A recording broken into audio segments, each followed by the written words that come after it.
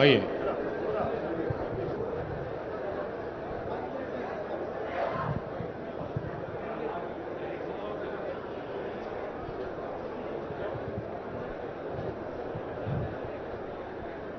ఈరోజు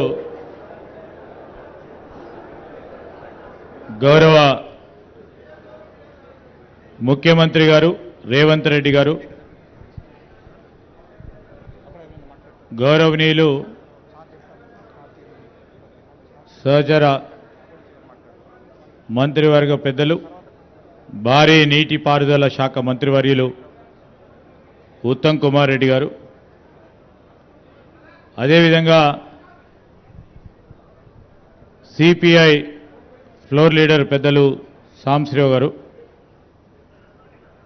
ఎంఐఎంకు సంబంధించిన గౌరవ శాసనసభ్యులు, శాసన మండలి సభ్యులు, అదేవిధంగా పెద్దలు మంత్రివర్యులు తుమ్మల నాగేశ్వరరావు గారు, పెద్దలు కృష్ణారావు గారు, పెద్దలు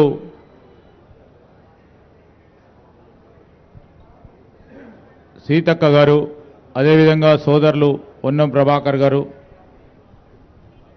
శాసన మండలి గౌరవ సభ్యులు, గవర్నమెంట్ ప్రభుత్వ విప్ సోదరులకి, శాసన సభ్యులకి, శాసన మండలి సభ్యులకి అందరికీ కూడా హృదయపూర్వకంగా మా ప్రాంతవాసులందరి తరఫున హృదయపూర్వకంగా ఆహ్వానం పలుకుతూ, సోదరులు అడ్వైజర్ గారు నరేందర్ రెడ్డి గారు, అటువైపు కూర్చున్న రాష్ట్ర స్థాయి మీడియా ప్రతినిధులు, ఇరిగేషన్ డిపార్ట్మెంట్కి సంబంధించిన ప్రిన్సిపల్ సెక్రటరీ గారు,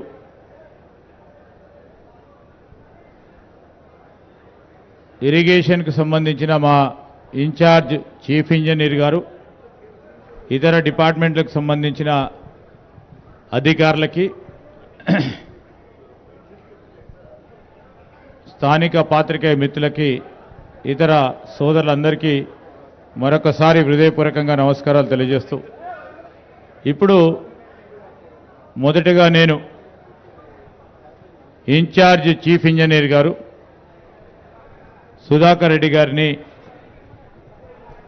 వేదికకి పైకి వచ్చి లేకుంటే అక్కడి నుంచైనా మరి ప్రజెంటేషన్ కాళేశ్వరం ప్రాజెక్టుకు సంబంధించి వివిధ బ్యారేజీల నిర్మాణంతో పాటు మరి ఈరోజు జరిగిన సంఘటన విషయంలో పవర్ పాయింట్ ప్రజెంటేషన్ ఇవ్వాల్సిందిగా వారిని కోరుతా ఉన్నా.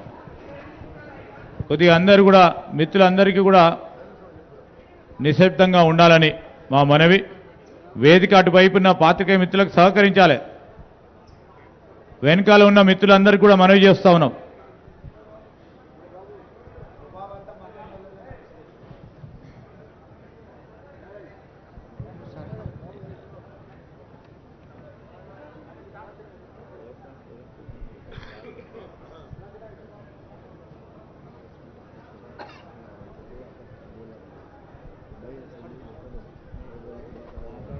వేదికను అలంకరించిన గౌరవ ముఖ్యమంత్రి గారు, అలాగే అందరి మంత్రివర్యులు, ఎమ్మెల్యేలు, ఎంపీలు, అలాగే గౌరవ ఆఫీసర్లు, ప్రజాప్రతినిధులు అందరికీ కూడా నమస్కారం సార్.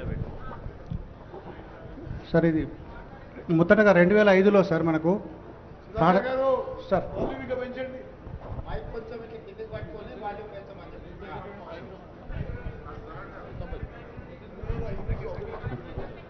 సార్ మనకు 2005లో అప్పుడే ప్రభుత్వం మనకు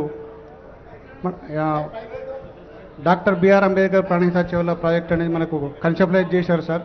మొదటగా 16 తెలంగాణ ప్రాంతంలోని పాత 7 జిల్లాలలో 16,40,000 ఎకరాల ఆయకట్టుకు సాగునీరు, తాగునీరు మరియు ఇండస్ట్రియల్ వాటర్ అందించడానికి గాను 160 టీఎంసీని తుమ్మిడిహెట్టి దగ్గర బ్యారేజ్ నిర్మించి 152 లెవెల్తో మన అక్కడి నుంచి తరలింపు చేయడానికి కొరకు 38,500 కోట్లతో మొదటగా మనకు అడ్మినిస్ట్రేటివ్ అప్రూవల్ ఇవ్వడం జరిగింది సార్. తర్వాత దాన్ని మనం 7 లింక్స్ 28 ప్యాకేజ్ కింద డివైడ్ చేసి తర్వాత వర్క్స్ ప్రోగ్రెస్ చేసినాం సార్. తర్వాత మనం ఏంటంటే ఆ తుమ్మిడిహెట్టి ప్రాజెక్ట్ మనకు మహారాష్ట్ర మరియు అలాగే మన అప్పటి ఆంధ్రప్రదేశ్ కంబైన్డ్ స్టేట్లో ఉంది కనుక ఇంటర్ రాష్ట్ర స్టేట్లో వాళ్ళకి కొన్ని అంటే 152 లెవెల్ మనం ఏదైతే ప్రపోజ్ చేసినామో వాళ్ళ ఆయకట్ మన సబ్మర్జెన్స్ ఏరియా మనకు కొంచెం ఎక్కువ ఉండడం వల్ల వాళ్ళు కొంచెం రెసీజ్ చేశారు సార్. తర్వాత అంటే మనకు తర్వాత 160 టీఎంసీలలో సార్ మనకు drinking water 10 TMC for en route villages, అలాగే 30 TMC drinking water to twin cities of Hyderabad and Secunderabad, అలాగే 16 టీఎంసీలు ఇండస్ట్రియల్ వాటర్కి మనకు అప్పుడు అలొకేషన్ చేయడం జరిగింది సార్. తర్వాత సార్ మొత్తం మనం డాక్టర్ బిఆర్ అంబేద్కర్ ప్రాణహిత ప్రాజెక్టులో సార్ 36,257.83 కోట్లతో అగ్రిమెంట్ వాల్యూ చేసినాం సార్. అప్పటి పాత 7 జిల్లాలకు 16,40,000 ఎకరాల ఆయకట్టుకు మనము ఆయకట్టు ఇచ్చాం సార్. అయితే అప్పటి పవర్ రిక్వైర్మెంట్ వచ్చేసి మనకు 3,466 మెగావాట్లు అప్పుడు మనకు నిర్ణయించాం సార్. అలాగే ఆ ప్రాజెక్టు కట్టడానికి కొరకు మనము డిపిఆర్ కూడా మనం అప్పుడు సెంట్రల్ గవర్నమెంట్ సిడబ్ల్యూసీకి సబ్మిట్ చేసినాం సార్. ఇన్ ప్రిన్సిపల్ క్లియరెన్స్ మనకు 4/2010లో అంటే ఏప్రిల్ 2010లో వచ్చింది సార్. అలాగే కొన్ని సిడబ్ల్యూసీ డైరెక్టర్ స్లేట్లో సెంట్రల్ సాయిల్ రీసెర్చ్ మెటీరియల్ కానీ కన్స్ట్రక్షన్ మెషినరీ కన్సల్టెన్సీ అలాగే కొన్ని వాటి డైరెక్టరేట్ నుంచి కూడా మనకు అనుమతి లభించింది సార్. అయితే మనకు వీటికి పబ్లిక్ హియరింగ్ చేయడం జరిగింది సార్ మనకు అప్పుడు అది సిడబ్ల్యూసీలో మనం బాగా క్లియరెన్స్కి. అయితే మనము అప్పటి ఆంధ్రప్రదేశ్ స్టేట్లో మనం పబ్లిక్ హియరింగ్ కండక్ట్ చేసినాం కానీ మహారాష్ట్రలో వాళ్ళ రెసిస్టెన్స్ వల్ల మనం కండక్ట్ చేయలేకపోయినాం సార్ అప్పుడు అది. సో అది అలాగే ఉండిపోయింది సార్. తర్వాత మనము సార్ ఇది 152 లెవెల్లో మనం అప్పుడు తుమ్మిడిహెట్టి బ్యారేజ్ కట్టినట్టయితే 5.09 టీఎంసీ మనకు స్టోరేజ్ ఉంటుంది సార్. కాకపోతే మనకు అప్పుడు 3,786 ఎకరాల మొత్తం ఎకరాల భూమి మనకు 152 లెవెల్లో సబ్మర్జెన్స్ వస్తుంది సార్. అంటే 85% మహారాష్ట్ర ఏరియా ఉంది, 15% మన ఆంధ్రప్రదేశ్ ఏరియా ఉంది సార్.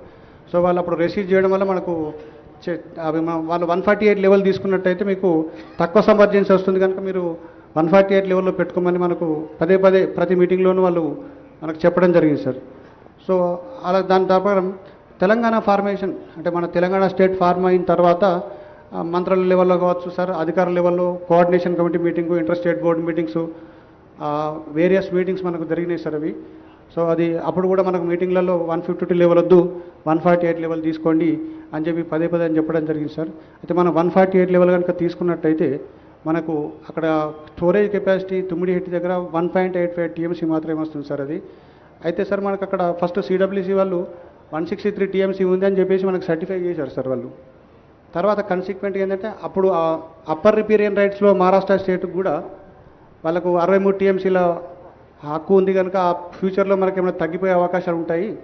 మీరు అలాగే మీరు ప్రపోజ్ చేసిన స్కీమ్లలో 148 మీటర్స్ కనుక పెట్టి 63 టీఎంసీలు ఫ్యూచర్లో రాకపోతే ఇంకా డ్రాయబుల్ కెపాసిటీస్ తగ్గిపోయి మనకు 44 టీఎంసీల వరకు రావచ్చు అని చెప్పేసి వాళ్ళు సిడబ్ల్యూసీ వాళ్ళు చెప్పారు. అలాగే అది కాకుండా సార్ మనము మన స్టోరేజ్ రిజర్వాయర్స్ ఏవైతే online reservoirs throughout the scheme propose చేశామో అది మనకు 16.21 టీఎంసీ ఉండే సార్. ఆన్లైన్ రిజర్వాయర్స్ కెపాసిటీ కనుక పెంచుకోకపోతే ఫ్యూచర్లో మనకు స్కీమ్ సక్సెస్ కాదు కనుక ఆన్లైన్ రిజర్వాయర్స్ పెంచుకోమన్నారు సార్. ఇది మనకు అప్పుడు ఫస్ట్ సార్ ప్రణాళిక చేవల్లో ఉన్నప్పుడు 16.43 online reservoirs capacity sir, different 10 కెపాసిటీలు sir. Next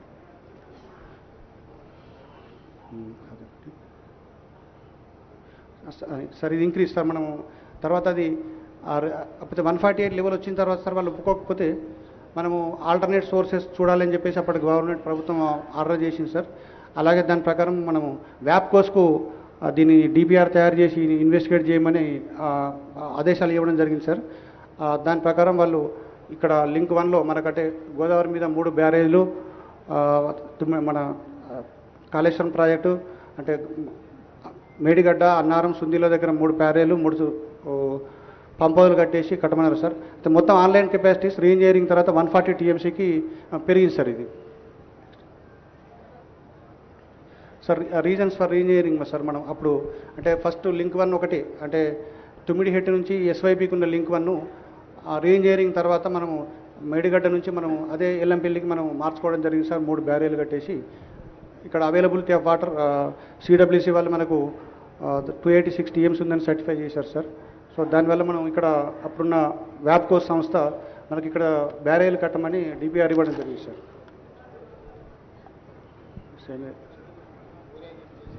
sir on 8 March 2016 sir 3-tier inter state board constitute చేశారంటే కోఆర్డినేషన్ కమిటీ ఐఎస్బి ఫామ్ చేశారు సార్ అంటే డిస్కస్ చేసుకోవడానికి కొరకు. తర్వాత 19 March 2000లో కోఆర్డినేషన్ కమిటీ మీటింగ్ అయింది సార్ అది. అప్పుడు కూడా వాళ్ళు మహారాష్ట్ర అఫీషియల్స్ 148గా మాత్రమే పెట్టుకోమని పదే పదే కోరడం జరిగింది సార్. దాని ప్రకారం రీఇంజనీరింగ్ చేసుకొని ఇక్కడికి చేసుకున్నాం సార్ అది. సార్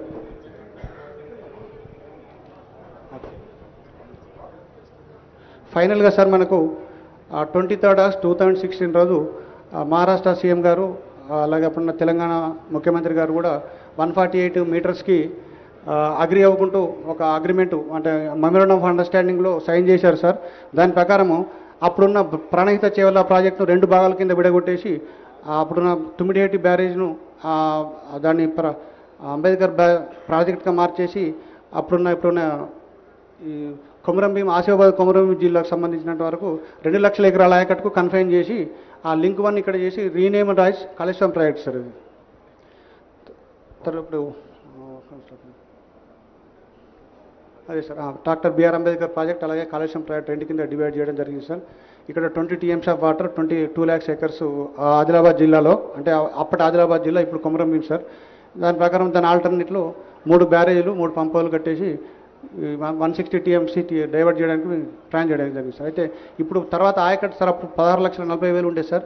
తర్వాత ఇప్పుడు ప్రపోజ్ చేసింది 18,25,000 acres ఇన్స్టెడ్ ఆఫ్ అది కొత్త ఆయకట్టు సార్. అలాగే 18,82,000 ఎగ్జిస్టింగ్ ఆయకట్ను సప్లిమెంట్ చేసుకోవడం జరిగింది సార్. అది కాక మనం 10 TMC drinking water, 30 TMC drinking water twin cities, 16 TMC water industries అప్పుడున్న వాటర్ కెపాసిటీస్ని రిటైన్ చేయడం జరిగింది సార్ దానిలో. సో మనము ఈ రీఇంజనీరింగ్ తర్వాత sir project report detail project రిపోర్ట్ను మనము సిడబ్ల్యూసీకి పంపించాం సార్. అన్నీ మనకు ఆల్ రిక్విజిట్ క్లియరెన్సెస్ అప్పుడు మనకు టెక్నికల్ అడ్వైజరీ కమిటీ మీటింగ్ కావచ్చు అన్ని క్లియరెన్సెస్ వచ్చాయి సార్. సరే ఈ డీటెయిల్స్ అన్ని 11 డైరెక్టరేట్ నుంచి వచ్చినటువంటి క్లియరెన్స్ అయినటువంటి డీటెయిల్స్ సార్ ఇవి మొత్తం సార్. ఇది టోటల్ ఇప్పుడు కాళేశ్వరం ప్రాజెక్టు 7 లింకుల కింద డివైడ్ జరిగింది సార్. మొదటి లింకు మేడిగడ్డ నుంచి ఎల్లంపల్లి సార్. అలాగే ఎల్లంపల్లి నుండి మిడ్ మానేర్ వరకు లింక్ 2, మిడ్ మానేర్ నుండి సిరిసిల్ల వరకు ప్యాకేజ్ 9 కింద లింక్ 3 సార్. అలాగే మిడ్ మానేర్ నుంచి మల్లన్న సాగర్ వరకు లింక్ 4 సార్. అలాగే 7 లింక్స్ కింద డివైడ్ చేసినాం సార్ దాన్ని టోటల్గా మొత్తం. నెక్స్ట్ సార్ ఇది టోటల్ ఆయకట్టు మనకు ఇప్పుడు 19,63,360 acres సార్. ఇది లింక్ 1, లింక్ 2, లింక్ 3 7 లింక్స్లో వచ్చినటువంటి ఆయకట్ డీటెయిల్స్ సార్. ఇది సంగమేశ్వర బసవేశ్వర ప్రాజెక్ట్ ఆయకట్టు కూడా ఇందులో కలపడం జరిగింది సార్. 19,63 acres sir. సార్ ఇవి 7 లింక్స్ సార్. ఇవి నెక్స్ట్ సార్ ఇది సార్ ఇవి 7 లింక్స్లో మనకు మొత్తం 13 పాతవి 13 కొత్తవి 13 జిల్లాలు సార్. 31 కాన్స్టిట్యున్సీలు కవర్ అవుతున్నాయి సార్. అలాగే లింక్స్ 7 లింక్స్ ప్యాకేజ్ 28, న్యూ ఆయకట్టు 19.63 lakhs, అలాగే స్టెబిలైజేషన్ ఆయకట్టు 18.82 lakhs sir. Total power requirement మనకి ఇప్పుడు కాళేశ్వరం ప్రాజెక్ట్కి వచ్చేసి సార్ 4,905 మెగావాట్ సార్. అంటే మనకు యూజ్ చేసేటప్పుడు 80% ఎఫిషియన్సీలో 3,967 మెగావాట్స్ మనకు మొత్తం ఒకసారి రన్ చేసినట్టయితే అంత పవర్ రిక్వైర్మెంట్ ఉంటుంది సార్. మనకు కాకపోతే అవసరాన్ని బట్టి మనం ఎక్కడ అవసరం ఉంటే బట్టి మనం వాడుకుంటుంటాం సార్. నెక్స్ట్ చెప్పాను సార్. వాటర్ డైవర్షన్లో మనము ఇంక్లూడింగ్ ఎస్ వైపు నుంచి 215 TMC అంటే కాళేశ్వరం మడిగడ్డ నుండి ఎస్ వైపు నుంచి 215 TMC సార్. అలాగే గ్రౌండ్ వాటర్ 25 TMCలు టోటల్ మొత్తం 240 TMCలో మనం ఇప్పుడు ప్రపోజ్ చేశాం సార్ కాళేశ్వరం ప్రాజెక్ట్లో. చెప్పండి సార్. ఇప్పటి వరకు సార్ మనము ఈ ప్రాజెక్టు కన్స్ట్రక్షన్ స్టార్ట్ అయిన తర్వాత ఇప్పటి వరకు 98,570 acres ఆఫ్ కొత్త ఆయకట్టుకు సర్టిఫికేట్ జరిగింది సార్. ఇప్పటి వరకు ఇచ్చిన ఆయకట్టు ఎంత సార్? 98,570 acres sir. ఇప్పటి వరకు మనం నీళ్ళు ఇచ్చింది కాళేశ్వరం ప్రాజెక్టు కింద 98,570 ఎకరాలు అంతేనా? కొత్త ఆయకట్టు సార్. కొత్తదే. Yes sir. కొత్తగా ఎంత ఖర్చు అయింది ఇప్పటికి సార్? 93,000 crores అయింది. ఇప్పటి వరకు ఖర్చు పెట్టింది ఎంత ఒకసారి చెక్ చేసి చెప్పు. 93,872 crores సార్. ఇంకా ఎంత పేమెంట్స్ పెండింగ్ ఉన్నాయి? 3,600 crores పేమెంట్ ఉంది సార్. అంటే దాదాపుగా 97,000 కోట్ల రూపాయలు ఖర్చు పెట్టారు. ఇది ఇంక్లూజివ్ ఆఫ్ 3,600 సార్. అంటే టు బి పేడ్ కలుపుకొని ఇప్పుడు 94,000 కోట్లు ఖర్చు పెట్టింది ఇప్పటికి. Yes sir. అది 3,600 అందులో కలిపి ఉంది సార్. అదే కలుపుకొని అంటే 94,000 కోట్లు ఖర్చు అయింది ఇప్పటికి. Yes sir. 94,000 కోట్ల రూపాయలు కాళేశ్వరం ప్రాజెక్టు మీద ఖర్చు పెట్టి ఇప్పటి వరకు ఇచ్చిన ఆయకట్టు 98,570 ఎకరాలు సార్. అంతేనా? Yes sir. టోటల్ ఇంతే కదా. కొత్తగా ఏం ఆయకట్టు క్రియేట్ చేయలేదు కదా? ఇవ్వలేదు. ఆయకట్టుకు నీళ్ళు ఇవ్వలేదు సార్. ఇంతవరకు ఇచ్చాం సార్. మీడియా మిత్రులు ఇది ఒకటి నోట్ చేసుకోండి. స్పష్టంగా మీరు గందరగోళం చంద్రశేఖరరావు గారు 1 కోటి ఎకరాలకు నీళ్ళు ఇచ్చినా అని ఏదైతే చెప్పు వచ్చిండో ఇంతకాలం పచ్చి అబద్ధం. ఈ పవర్ పాయింట్ ప్రజెంటేషను గత ప్రభుత్వం పాజిటివ్గా చెప్పుకోవడానికి తయారు చేసిన పవర్ పాయింట్ ప్రజెంటేషన్. దాంట్లో మేము ఎలాంటి మార్పు చేయలే.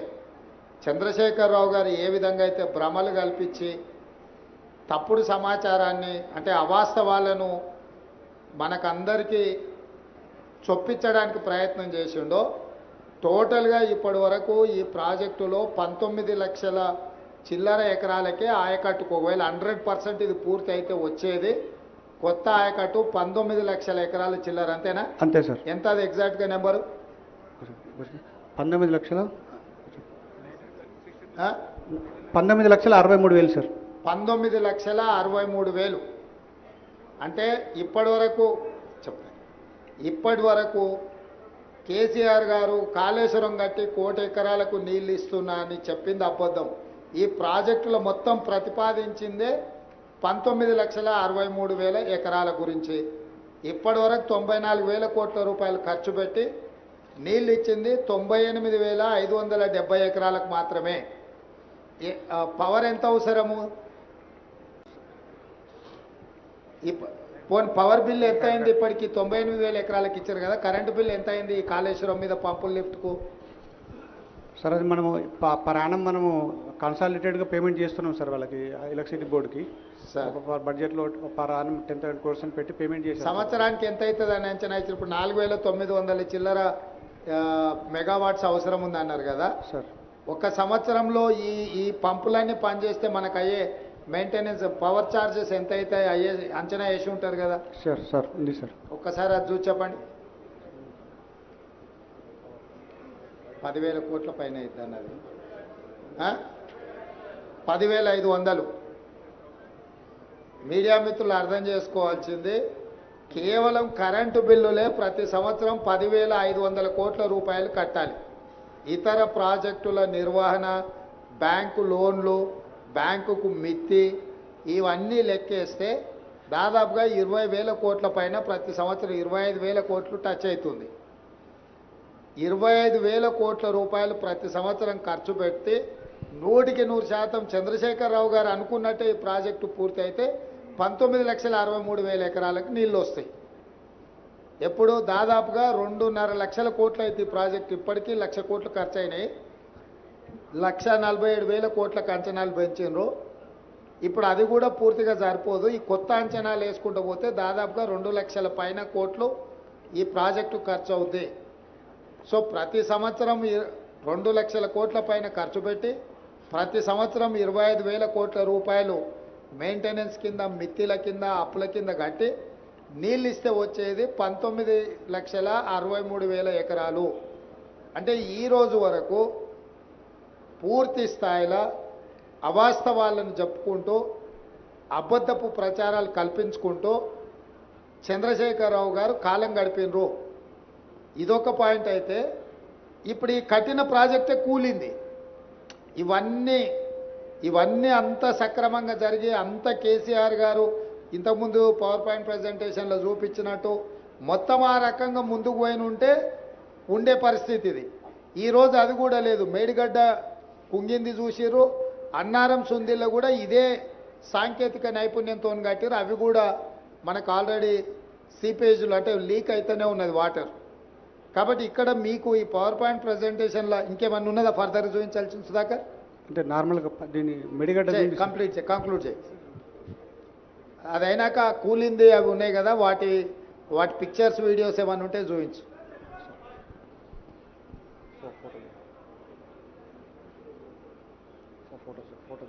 లోన్ల గురించి కూడా ఒకసారి ఆ లోన్లు ఎంత తీసుకురు ఏంది అనేది కూడా ఒకసారి ఫైనాన్షియల్ డీటెయిల్స్ ఒకసారి చూపించు.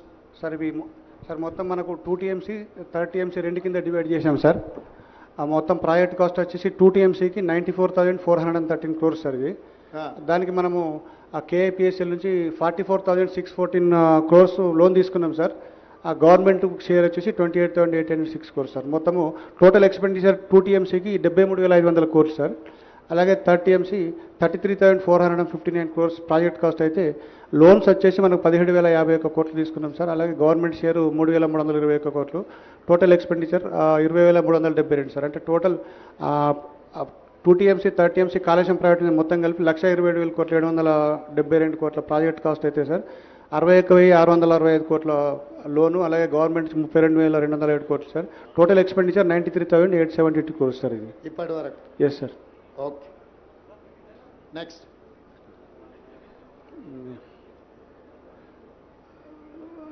సార్ ఇవి మనము ఆ ప్రిన్సిపల్ అమౌంట్లో మనము ఇయర్ వైజ్ మనం తీసుకున్న లోన్స్ ఇంట్రెస్ట్లు సార్ ఇవి. ఆ ప్రిన్సిపల్ అమౌంట్ అంటే ఇయర్ వైజ్ సార్ 19, 20, 2021, 21, 22, 22, 23లో ఇంట్రెస్ట్ మనం గ్రాండ్ టోటల్ ఉంది కదా. Yes sir. 2 సంవత్సరానికి వచ్చే ఖర్చు 21,157 కోట్లు ఉంది కదా. అది టోటల్గా సార్ 5 years సార్ అది మొత్తం టోటల్గా. అంటే 1920 నుంచి 23-24 వరకు మనము అది principal paid amount sir. Paid principal amount interest sir. Okay, మంచి. ఈ ల్యాండ్ ఎక్విజిషన్ సార్ ఇప్పుడు మనము టోటల్ ల్యాండ్ రిక్వైర్డ్లో మనం 97,477 ఎకరాలు మనకు మొత్తం ల్యాండ్ ఎక్విజిషన్ అవసరం ఉంది సార్. అందులో 66,190 ఎకరాలు అక్వైర్ చేసినాం సార్. దాంట్లో balance land to be acquired ఇంకా 31,200 ఎకరాలు చేయాలి. ఫండ్స్ రిక్వైర్డ్ ఫర్ బ్యాలెన్స్ వెళ్ళి 5,438 కోట్లు కావాలి సార్. అలాగే ఐపీ క్రియేషన్కి వచ్చేటప్పటికి మన టోటల్ కంటెంప్లేటెడ్ ఆయకట్టు 19,63,360 ఎకరాలు సార్. ఆయకట్టు క్రియేటెడ్ 98,570 సో ఫార్. బ్యాలెన్స్ ఆయకట్టు క్రియేటెడ్ 18,64,790 సార్. సో దానికి funds requirement sir creation of balance contemplated ఆయకట్టుకు చేయాలంటే మనకి ఈ అవైలబుల్ ఐపీ క్రియేషన్ అని ఇచ్చినావు కదా sir. Total ayacut contemplated 19,63,360 acres. అవును సార్. Ayacut created 98,570 acres. అవును సార్. బ్యాలెన్స్ ఆయకట్ వచ్చేసి 18,64,790. అవును సార్. అంటే మిగతా వర్క్ అంతా పూర్తి చేస్తే గానీ ఆ 18 లక్షల ఎకరాలు మనం ఇయ్యలేము. అవును సార్. ఇది అఫీషియల్ లెక్కనే కదా. అవును సార్. మీడియా మిత్రులు ఈ పాయింట్ను నోట్ చేసుకోండి. అంటే మనకు ఇప్పుడు అంటే ఇప్పటి వరకు కేసీఆర్ గారు 1 కోటి ఎకరాలు కాళేశ్వరం కట్టి 1 కోటి ఎకరాలకు నీళ్ళు ఇచ్చినా అని ఏదైతే చెబుతూ వచ్చిండో, 1 కోటి కాదు కదా 1,00,000 ఎకరాలకు కూడా నీళ్ళు ఇవ్వలేదు. 1,00,000 కోట్లు ఖర్చు అయినాయి, 1,00,000 ఎకరాలకు నీళ్ళు ఇవ్వలేదు. ఇది వాస్తవం. Okay, next. సరే సరే సరే కాళేశ్వరం ప్రాజెక్టులో బాగా కట్టినట్టు Medigadda barrage over view sir ఇది. ఓకే, ఇది లింక్ 1 సార్. మనం కాళేశ్వరం నుంచి ఆ గ్రావిటీ కెనాల్ ద్వారా అన్నారం బ్యారేజ్, సుందీలా బ్యారేజ్, అలాగే ఎల్లంపల్లి 3 లింక్ 1 సార్ అది. సార్ ఇవి అంటే టెక్నికల్ డీటెయిల్స్ బ్యారేజ్ సార్. ఇవన్నీ అంటే రాఫ్ట్ లెంత్లు, లెవెల్స్ అవన్నీ ఉన్నాయి సార్. నెక్స్ట్ సార్ అంటే మనకి క్రోనలాజికల్ ఈవెంట్స్ అంటే మనం మేడిగడ్డ కట్టినప్పటి నుంచి ఇప్పటి వరకు జరిగినటువంటి ఈవెంట్స్ సార్. ఇవి ఇన్సిడెంట్ జరిగింది సార్. అంటే ఇప్పుడు మనకు ఆ రోజు అక్టోబర్ 21 రోజు ఫస్ట్ మనకి 19, 20, 21 ఆ పియర్లు సింక్ అవ్వడం జరిగింది సార్. అది మనకు అప్పుడు మొత్తం ఎన్ని పిల్లర్స్ ఉన్నాయి దీంట్లో ఇప్పుడు మేడిగడ్డలో? మొత్తం 85 వెంట్స్ సార్. మొత్తం 85. Yes sir. ఎన్ని యూనిట్ల కింద ఉంది 85 లో? ఎన్ని బ్లాక్స్ కింద ఉంది? మొత్తం 8 బ్లాక్స్ ఉన్నాయి సార్. 8. Yes sir. 85 పిల్లర్లు, 8 బ్లాక్లు సార్. ఇప్పుడు ఏ బ్లాక్? 7th బ్లాక్ ఇప్పుడు మనం పోయి చూసింది. అవును సార్. 7th బ్లాక్ లో పిల్లర్లు కుంగిపోయినాయి. అవును సార్. అంతే కదా? అంతే. కారణం ఏంది? కారణాలు అంటే మనం ఇప్పుడు కొన్ని టెస్టులు చేస్తున్నాం సార్. మనము దాన్ని రూట్ కాజ్ ఏందో ఫైండ్ అవుట్ చేయడానికి వరకు జీపీఆర్ టెస్టులని, తర్వాత ఈఆర్టీ టెస్టులు బ్లాక్ 7కు కంప్లీట్ అయినాయి సార్. ఇంకా బ్లాక్ 6 and 8 కూడా ఒక 3-4 డేస్లో కంప్లీట్ అవుతాయి సార్. వాటిని అనాలిసిస్ చేసిన తర్వాత మనకు అసలు దాని రీజన్స్ ఏమైనా శాండ్ మైన్ అయిందా లేకపోతే ఏమైనా ఫెయిల్యూర్ అయిందా మనకు తెలుస్తుంది సార్.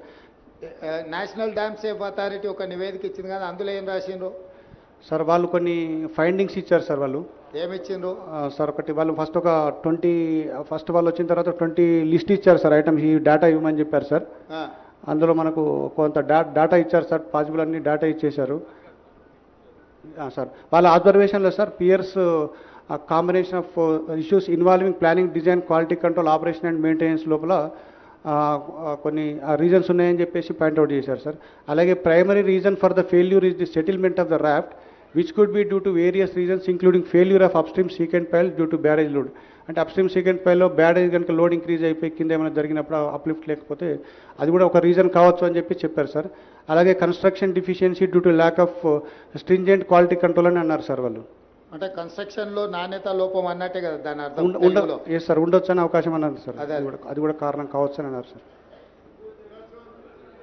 అదే తర్వాత అబ్జర్వేషన్ సంథింగ్ కాబట్టి ఇన్ని ఉన్నాయి sir. The barrage has been ఎప్పుడు గుర్తించారు దీంట్లో? ఇప్పుడు 2023 మీరు రాసిన డేట్ ప్రకారము వెనక్కి వెళ్ళండి ఒక్కసారి. లేదు ఇప్పుడు మీరు ఫస్ట్ గుర్తించిన మనం రాసింది కదా 24th October 2023 కదా? 21 October sir evening. 21st October ఇదైంది, 24th October అన్నారు కదా సార్. 2020లోనే ఇది ప్రాబ్లం ఉందని లెటర్ రాసింది ఉంది కదా, దాని వివరాలు ఏడున్నాయి సార్? అది మనము ఫస్ట్ వాటర్ ఇంపోర్ట్ చేసిన తర్వాత 2020లో మనకు 10,68,000 అరౌండ్ క్యూసెక్స్ డిశ్చార్జ్ వచ్చింది సార్. అయితే అప్పుడు కంటిన్యూస్గా మనకు రెయిన్స్ రావడం జరిగింది, ఫ్లడ్ కూడా ఫ్లో అయినప్పుడు మనము నార్మల్గా గేట్లన్నీ ఫ్రీ ఫ్లో కండిషన్లో పెడతాం సార్. బోత్ సైడ్స్ మొత్తం లిఫ్ట్ చేసి పెట్టుకుంటాం sir. Upstream, downstream 2 ఫేస్లు సేమ్ ఉంటాయి సార్. అప్పుడు అక్కడ మనము డౌన్ స్ట్రీమ్ ప్రొటెక్షన్ వర్క్స్ అంటే సీకెంట్ పైల్ వేసిన తర్వాత డౌన్ స్ట్రీమ్ ప్రొటెక్షన్ వర్క్స్ అంటే ఫ్లెక్సిబుల్ ఆపరాన్స్, సీసీ బ్లాక్స్, ఫిల్టర్లు వేసి పెడతాం సార్ అప్లిఫ్ట్ ప్రెషర్ రిలీఫ్ కావడానికి కొరకు. సో అవి ఆ బ్లాక్స్ 2020లో ఏదో సమస్య ఉందని మీరు ఎల్ఎన్టీకి లేఖ రాసిండ్రు కదా? అదే సార్, ఈ బ్లాక్స్ మనకు వాష్అవుట్ అయినాయి సార్ ఆ విలాసితో. అవి రెక్టిఫై చేయమని చెప్పి అప్పుడున్న అధికారులు రాయడం జరిగింది సార్. Okay, next. అంటే ఈ సమస్య 2020లోనే గుర్తించి లేఖ రాసి అధికారులు ఎల్ఎన్టీకి చెప్పడం జరిగింది. Yes sir. దీంట్లో సమస్య ఉన్నదని. అవును సార్. దాన్ని రెక్టిఫై చేసుకోకుండా అట్లే ముందుకెళ్ళా 2023కి వచ్చే వరకల్లా కుంగిపోయే పరిస్థితి వచ్చింది. అంతే కదా? నెక్స్ట్. అంటే సార్ ఇంకా ఫర్దర్ అబ్జర్వేషన్స్లో the barrage has been designed as a floating structure but constructed as a grid structure taking downstream cutoff up to impervious strata, alter and uplift pressure due to blocking surface. అంటే వాళ్ళు impervious స్టాటా దాకా తీసుకుపోయినారు, మీరు తీసుకుపోయినారేమో అని వాళ్ళకి ఒక అనుమానం sir. అంటే data వాళ్ళు ఫస్ట్ ఇనిషియల్గా ఇచ్చిన రిపోర్ట్లో. తర్వాత dam owners have not maintain the cement concrete blocks అది లాంచింగ్ అప్రాన్స్. అంటే మనం ఇంతకుముందు డిస్కస్ చేసింది సార్, మీరు అడిగారు కదా సార్, అది ఆ బ్లాక్స్ మనకు డిస్ప్లేస్ అయిపోయి కొన్ని వాష్ అవుట్ అనే దాంట్లో కూడా వాళ్ళు సరిగా మెయింటైన్ చేయలేదు తర్వాత కన్సిక్వెంట్గా అని చెప్పేసి అడిగారు సార్. తర్వాత non compliance of dam safety act 2021 in pre and post monsoon inspection to check for unusual behaviour. Okay, next. తర్వాత మన అప్పుడు ఉన్న స్పెషల్ చీఫ్ సెక్రటరీ గారు అవి మీరు కొంచెం మాకు టైం ఇవ్వాలి, డేటా ఇస్తామని చెప్పి అన్నారు సార్. తర్వాత అవన్నీ మీరు ఏదైతే అబ్జర్వేషన్ చేశారో మీరు ఫుల్గా టెస్ట్ చేసి అసర్టైన్ చేసుకున్న తర్వాత కామెంట్ చేస్తే బాగుంటుంది సార్. మీరు వీల్ ఆల్సో టేక్ దట్ అని చెప్పి మనకు ఒక లెటర్ రాశారు సార్ అప్పుడు. తర్వాత ఈ తర్వాత మనము ఇన్వెస్టిగేషన్ కూడా ఎల్ఎన్టీ వాళ్ళు కూడా ఇన్వెస్టిగేషన్ స్టార్ట్ చేశారు సార్. అది నేను చెప్పినటువంటి జిఆర్పి ఈఆర్పి టెస్టులు తర్వాత జీపీఆర్ టెస్టులు కూడా కండక్ట్ చేయడం జరిగింది సార్. ఒక 1 వీక్ 10 డేస్లో దాని యొక్క అనాలిసిస్ చేస్తే మనకు కొంచెం రీజన్స్ వచ్చే అవకాశాలు ఉంటాయి sir. Next. NDSA way forwards అంటే the project designs and drawings need to be examined along with the results of geotechnical and geo investigation. అంటే వీళ్ళు అంటే నెంబర్ ఆఫ్ పాయింట్స్ అని ఇచ్చారు sir. Considering the commonalities and likelihood of the piping failure of the blocks resulting in similar failure in very much possible. Therefore all piers and drafts of the barrage must be survey. అంటే మొత్తం టెస్టులు చేయండి, అది వచ్చిన తర్వాత మనం దాని తర్వాత మనకి వాటర్ కూడా స్టోర్ చేయొద్దు అంటిల్ ఫర్దర్ ఆర్డర్స్, దాన్ని రెక్టిఫికేషన్ చేసేంత వరకు ఏం చేయకండి అని చెప్పి వాళ్ళకు ఇన్స్ట్రక్షన్స్ ఇచ్చారు సార్. తర్వాత crack should be mentioned through standard method. Crack should be monitor through the standard method అన్నారు సార్. ఇప్పుడు మేడిగడ్డ, అన్నారము, సుందిల్ల ఈ 3 బ్యారేజీలు ఒకే రకమైన సాంకేతిక నైపుణ్యంతో కట్టినాయి కదా, technology one and the same కదా? ఒకటే సార్, వేరే వేరే ఏం లేదు. లేదు సార్, ఒకే రకమైన టెక్నాలజీ. Yes sir. సో ఇప్పుడు ఇక్కడ వచ్చిన ప్రాబ్లం అన్నారంలో సుందిల్లలు కూడా రావడానికి ఉంది కదా? అంటే సార్ ఇప్పుడు అక్కడ కూడా చిన్న చిన్న అబ్జర్వేషన్ చేసేటప్పుడు గ్రౌడ్ చేశారు సార్, కొంతవరకు గ్రౌడ్ చేయడం వల్ల సేఫ్గా ఉండిపోయింది సార్ అది కొంత. అంటే ఇప్పుడు నువ్వు సీపేజ్ వచ్చింది, దాన్ని ఏదో చేసి రిపేర్ చేసినావు. Yes sir. కానీ ఏమీ రాకుండా అయితే లేదు కదా? లేదు సార్. రేపు భవిష్యత్తులో ఇప్పుడు మనకు మేడిగడ్డలో నీళ్లు నింపలేదు, మొత్తం వదిలేసినాం కదా. Yes sir. అన్నారంలో నీళ్లు నింపున్నాయా, తీసేసినామా? మొన్న తీసేసాను సార్, కొంత డెడ్ స్టోరేజ్ 5 TMC ఉండే సార్, అది కూడా మొన్న అంటే అప్ స్ట్రీమ్ టెస్ట్ చేయడానికి వరకు తీసేసినాం సార్. సుందిల్లాల అని. సో ఇప్పుడు మంత్రి గారు చెప్తున్నారు మూడిట్లల్లా మీడియా మిత్రులకు అర్థం కావాల్సింది ఏంటంటే ఇప్పుడు ఎక్కడ నీళ్లు లేవు, నీళ్లు నింపితే ఇంకా ఏం ప్రాబ్లమ్స్ ఉన్నాయో బయటకు వస్తాయి. మన ఇంటి మీద నీళ్ళ ట్యాంక్ ఉంటే మనకు నీళ్లు గారుతుంటే నీళ్ళని తొలగిస్తే ట్యాంక్ అట్లా కనిపిస్తుంది. నీళ్లు నింపితే కానీ వాస్తవంగా ఇంకెంత ప్రాబ్లం ఉంది, రేపు భవిష్యత్తులో రాబోయే ప్రాబ్లం కూడా అర్థమైంది. ఇప్పుడు కూడా మీడియా మిత్రులకు మేడిగడ్డ, అన్నారం, సుందిల 3 ఒకే రకమైన సాంకేతిక నైపుణ్యంతో కట్టిండ్రు. ఇప్పుడు మనం మేడిగడ్డ దగ్గర ఉన్నాం, దీనిపైన అన్నారం, దానిపైన సుందిల. సో ఈ మూడిట్లలో కూడా ఒకే రకమైన సమస్యలు, దీంట్లో తీవ్రత ఎక్కువగా అనిపిస్తుంది. అందులో కూడా నీళ్లు కారడమో లేకపోతే సమస్యలు వచ్చినాయి. వీటన్నిటిని కప్పిపుచ్చడానికి ఇప్పుడు అన్ని నీళ్లు తీసిపెట్టేసారు, ఎలక్షన్ల ముందర ఇది ఇష్యూ అవుద్దని. ఇప్పుడు ఎండాకాలం కాబట్టి నీళ్ళు వచ్చేది తక్కువ ఉంది, నీళ్లు మనం కూడా నింపితే ప్రమాదం ఉంది కాబట్టి నింపలే. ఇప్పుడు దీంట్లో స్పష్టంగా అర్థం చేసుకొని ముందుకు వెళ్లాల్సిన అవసరం ఉంది. అందుకే మీడియా మిత్రులకు వీటన్నిటిని కూడా పవర్ పాయింట్ ప్రజెంటేషన్ ఇవ్వడం జరిగింది. ఇప్పుడు విజిలెన్స్ అండ్ ఎన్ఫోర్స్మెంట్ వాళ్ళను టేకప్ చేసి మీ అబ్జర్వేషన్స్ చెప్పాల్సిందిగా కోరుతున్నా.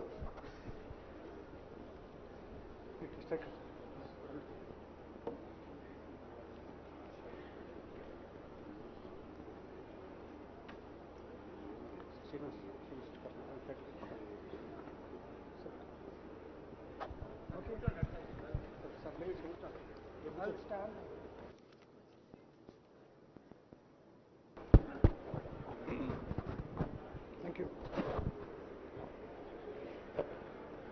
Sir, good afternoon.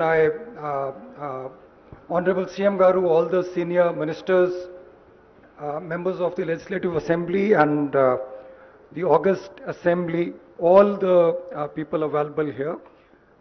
I'm Rajiv Ratan. I'm DG Vigilance Enforcement for the state, and I'm making a tiny little report on the Medigada barrage incident, what exactly happened and how we see things in our investigation. I'll be assisted by Mr. Sudarshan Reddy, who is executive engineer with me. I'll start the report, sir, if you permit. So this is a brief overview. It's a key component of the Kaleshwaram project aimed at enhancing the irrigation, drinking water supply and water needs across Telangana. And I have two photos, one showing the Medigada barrage and while the Medigada barrage is under construction. Now the dam incident happened on 21/10/23. There was settlement of some piers of the Medigada barrage and that was reported at 6:20 p.m. The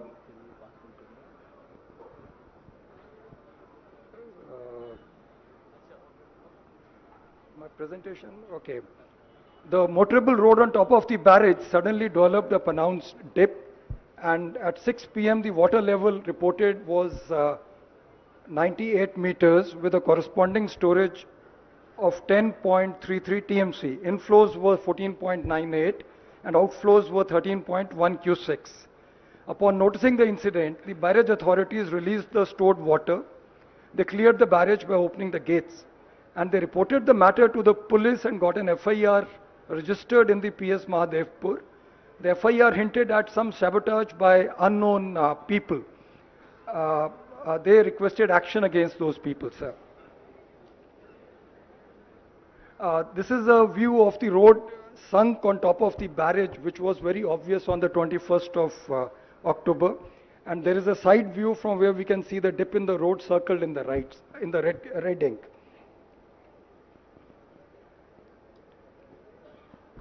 This is a little video I have inserted showing the crack which we have seen today in the afternoon, sir.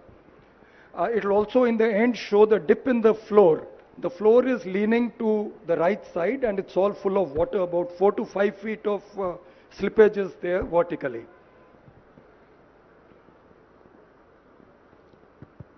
Hello. Rajiv ji, all these photos and videos, please release to the press directly. Yes, sir, I'll do that, sir. Okay.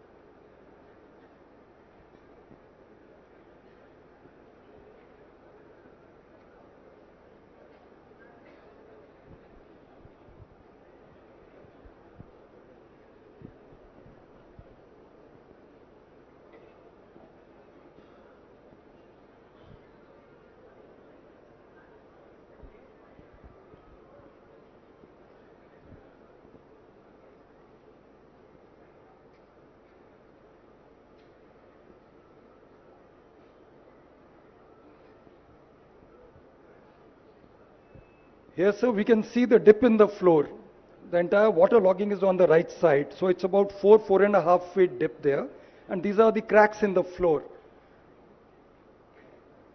They have been patched now, sir, but the cracks are still visible. They're there.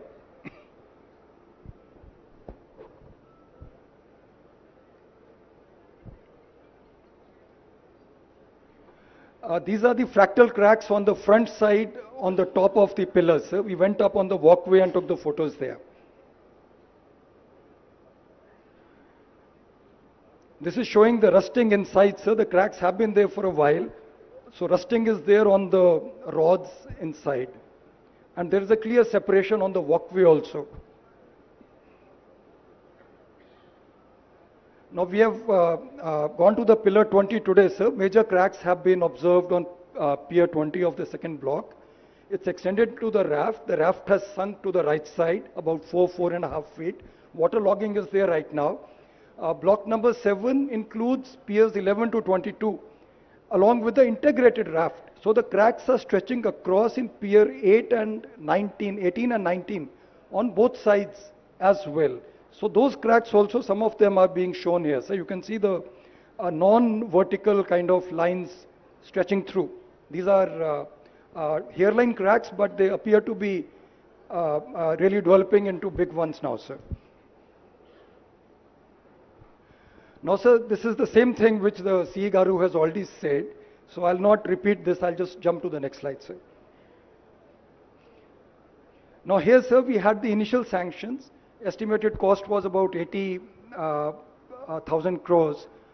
And for Medigada was 1853. And then there was a sanction of 25.91, 2591 crores for Medigada on 1316. Then L&T was the lowest bidder with the JV. And contract stipulated that the work has to be done by 26/8/2016. Medigada barrage had several revisions in the administrative approvals. I have a timeline chart in the end, sir, so I'll show whole thing there. Contract value has been rising from 1849 crores all the way to 4321 crores, which is about a 35% increase, sir. And the Kaleshwaram project's design capacity is 180 TMC per annum, that is 90-day working cycle, against the old project Pranita Chavela's of 160 TMC. But the actual water lifted in the last 5 years I've shown in the table, sir. So the total water lifted in 1920 is 34%. That is, we lifted 61% of 180 TMC capacity. After that, there has been a reduction. Next year, it was 31 TMC, 33 TMC, and in 23-24, we have done 8.9. So if we take the average percentage, total lift has been done for 18.04% of the installed capacity of 180 TMC. So over the 5 years, we have not yet achieved the 180 TMC installed capacity here. It's only 162.36. Rajiv ji, 23-24 they have lifted only 8.9 TMC. That's right, sir. Out of 180. Yes, sir. So every year almost 180 TMC is the proposed thing. They have lifted 23-24 8.9 TMC. They have lifted 23-24, 22-23. Come on. మళ్ళొకసారి చూపించండి, అదే పెట్టండి screen మీద. 25 TMC, 21-22లో 33 TMC, 20-21లో 31 TMC, 19-20లో 61 TMC. These are the water yes, they have sir. lifted. Water they have lifted, sir. So media మిత్రులకు వాళ్ళు ప్రతి సంవత్సరం ఎంత నీళ్లు లిఫ్ట్ చేసిండ్రో అక్కడ ఉన్నది మూడో కాలంలో. ఫస్ట్ దాంట్లో ఇయ్యరు, రెండో దాంట్లో ఈ కెపాసిటీ ఆఫ్ టీఎంసీ, మూడో కాలంలో ఏ సంవత్సరం ఎంత లిఫ్ట్ చేసిండ్రో అక్కడ ఉంది. సో 5 ఏళ్ళలో కలిపి కూడా మొత్తం కలిపి 162 టీఎంసీ ఎత్తలే. ప్రతి సంవత్సరం 180 టీఎంసీ ఎత్తుతామని కట్టి 1,00,000 కోట్లు ఖర్చు పెట్టి ఇప్పటికీ ఈ పోయిన సంవత్సరం అయితే 8 టీఎంసీ. సో అంటే 4% యువతల పర్సంటేజ్ రాసిండ్రు. ఒక సంవత్సరం 4.9%, ఒక సంవత్సరం 14%, ఇంకో సంవత్సరం 18%, ఒక సంవత్సరం 17%, ఇంకొక సంవత్సరం 34%. సో ఏ సంవత్సరం కూడా ప్రతిపాదించిన దాంట్లో వాళ్ళ సక్సెస్ రేషియో ఏముందో దీన్ని బట్టి అర్థం చేసుకోండి. Next.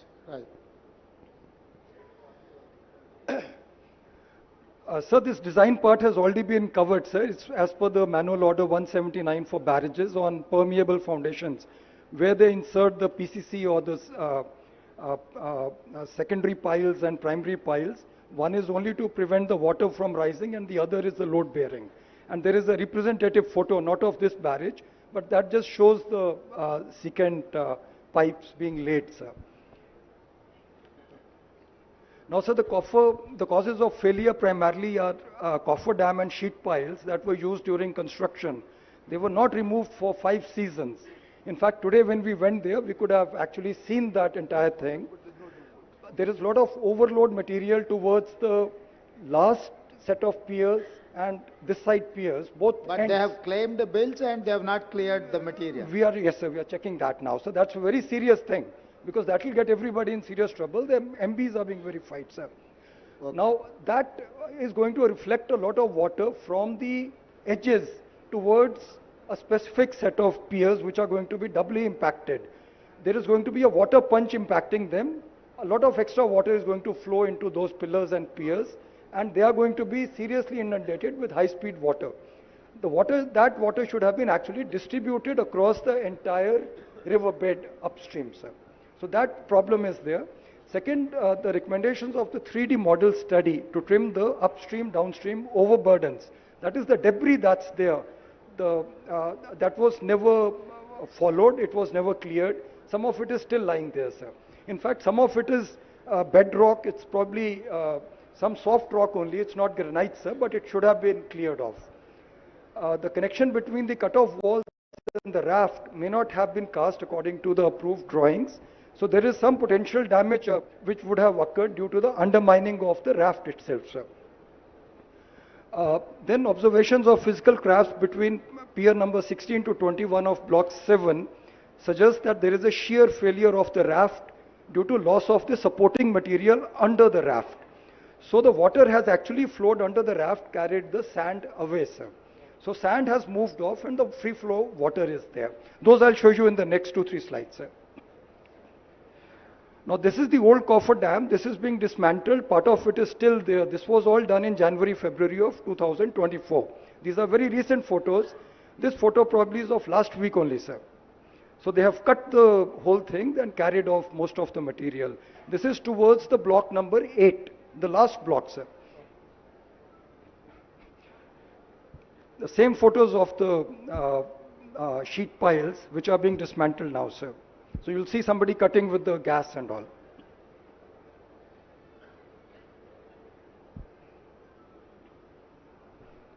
This video shows all those heads of the sheet piles and the old coffer dam that is still there now, so we saw it today.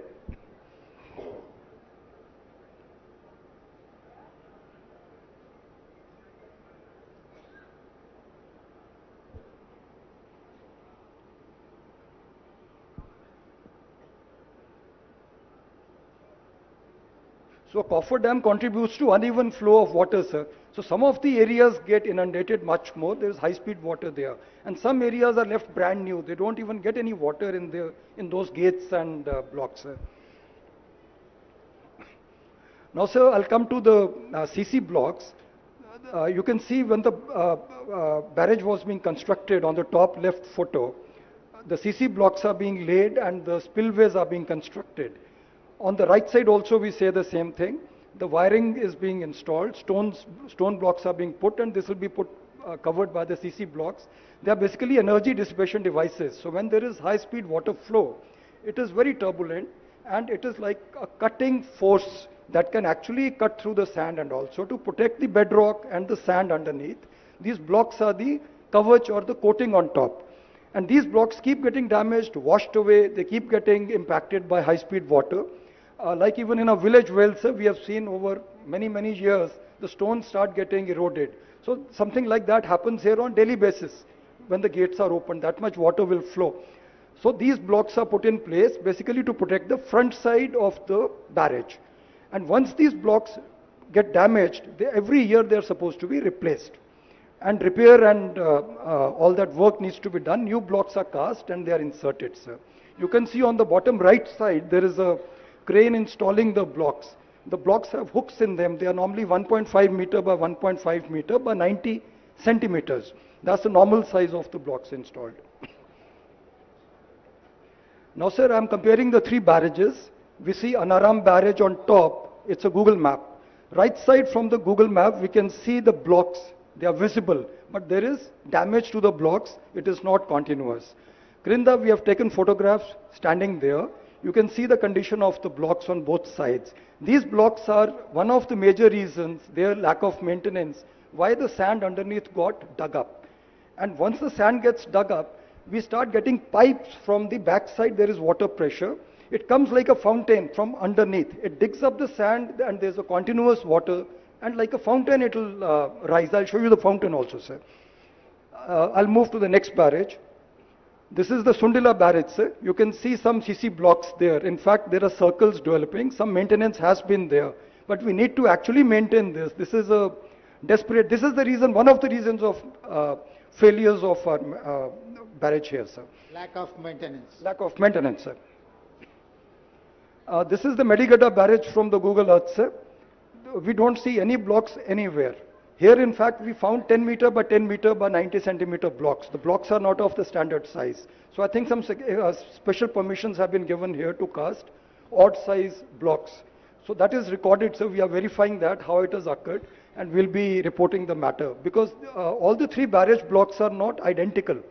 Replacing 1.5 by 1.5 block is probably a different matter than replacing a 10 meter by 10 meter block, sir. And the 10 meter block will behave in a very different manner physically when it's hit by high speed water. Now in Medigada, sir, we see this. We don't see any blocks whatsoever. We see these displaced 10 meter blocks. The kind of mosaic of blocks we saw in Anaram and Sundila is not visible here, sir. Now this is the front side of Medigada, sir. So here we don't see any blocks, we just see some blocks strewn here. Some blocks are seen here, but rest of it is all filled with water.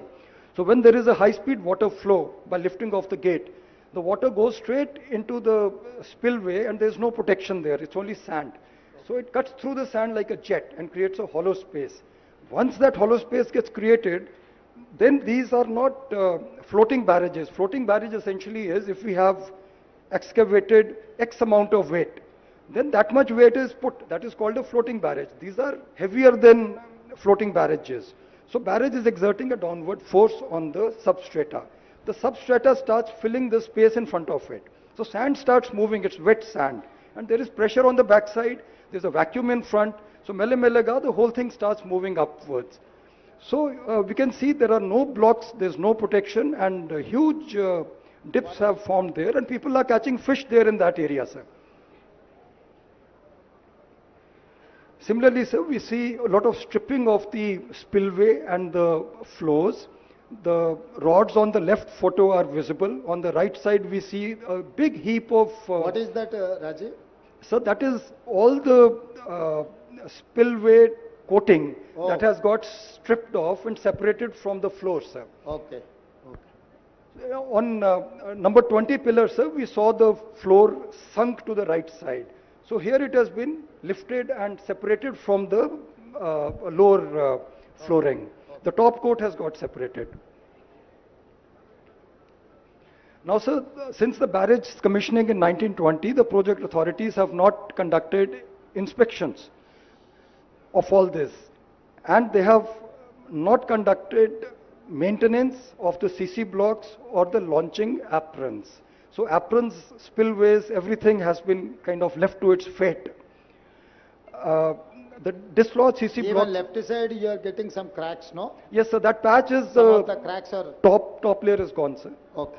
So you can see the saria below that. The torch steel is visible, sir. Okay. Now the torch steel is standing out. It has got separated. The layer has gone away.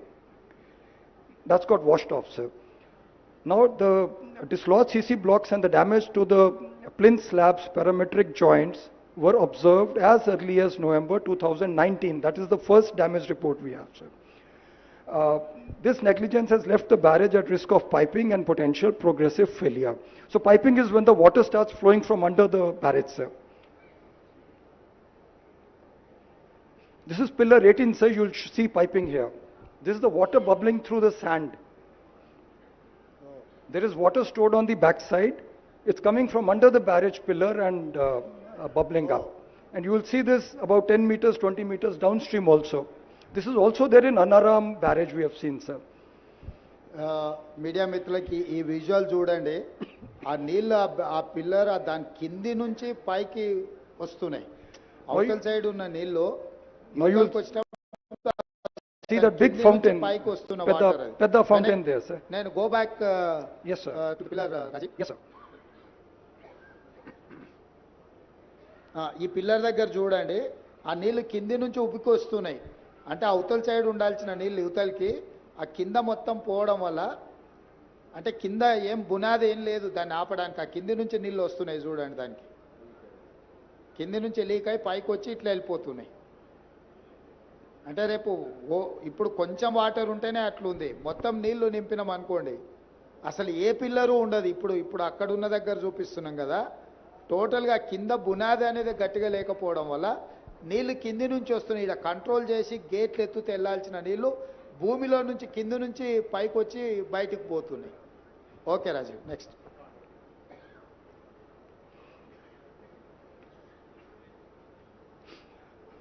Now, sir, the department has issued multiple notices for repairs, sir.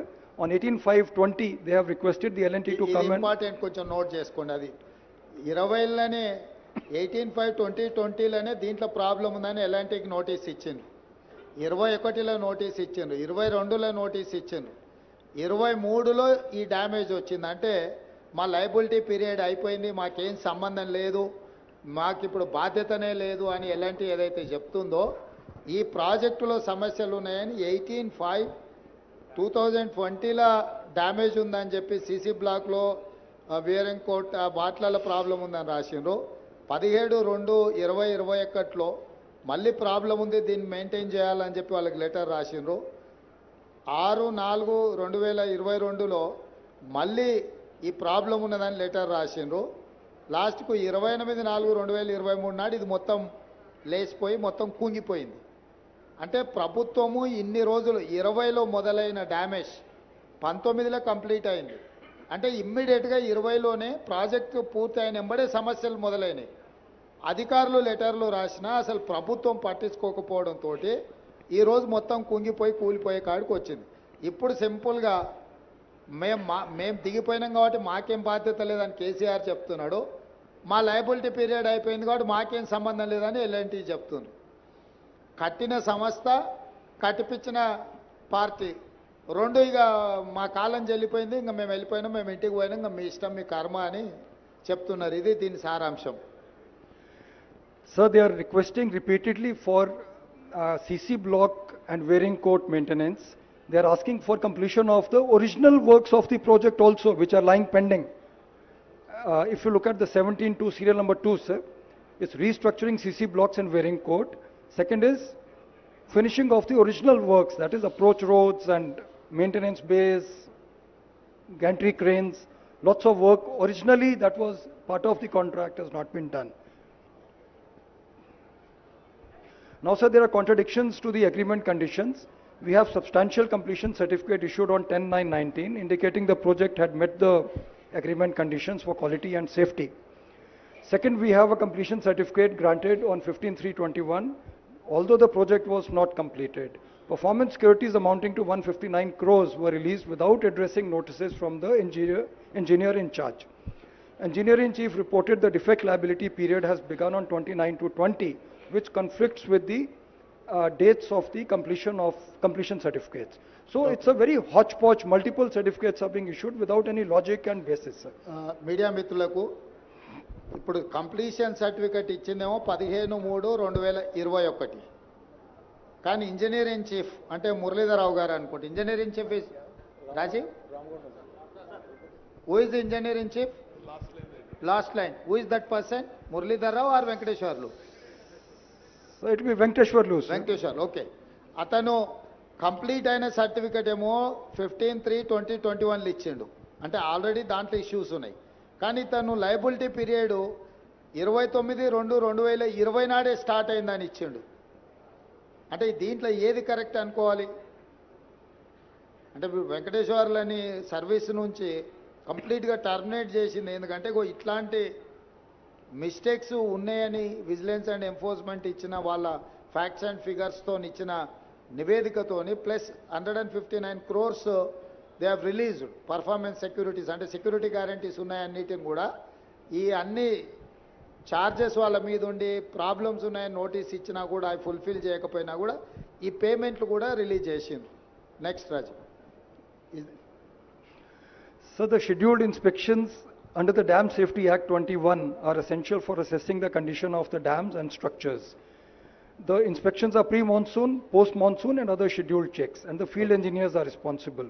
All deficiencies identified during the inspections have to be reported to the SDSO, State Dam Safety Organization, for evaluation, etc.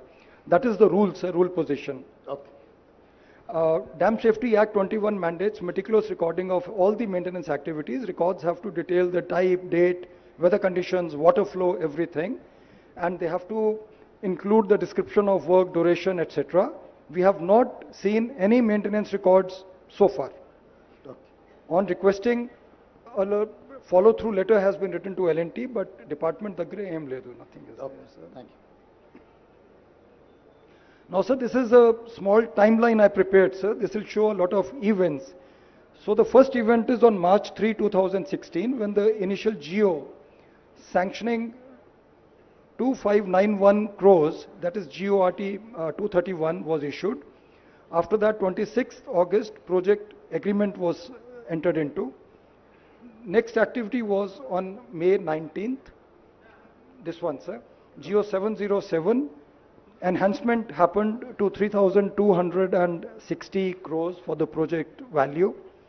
Krinda, sir, we see supplemental agreements being made on 2nd July 18 and also 31st Rajiv December. will do one thing. Sir. As it is you push to media people, they will go through that report. The Yes, sir. final conclusion is that October 21st, 2023, sinking of the pillar number 20.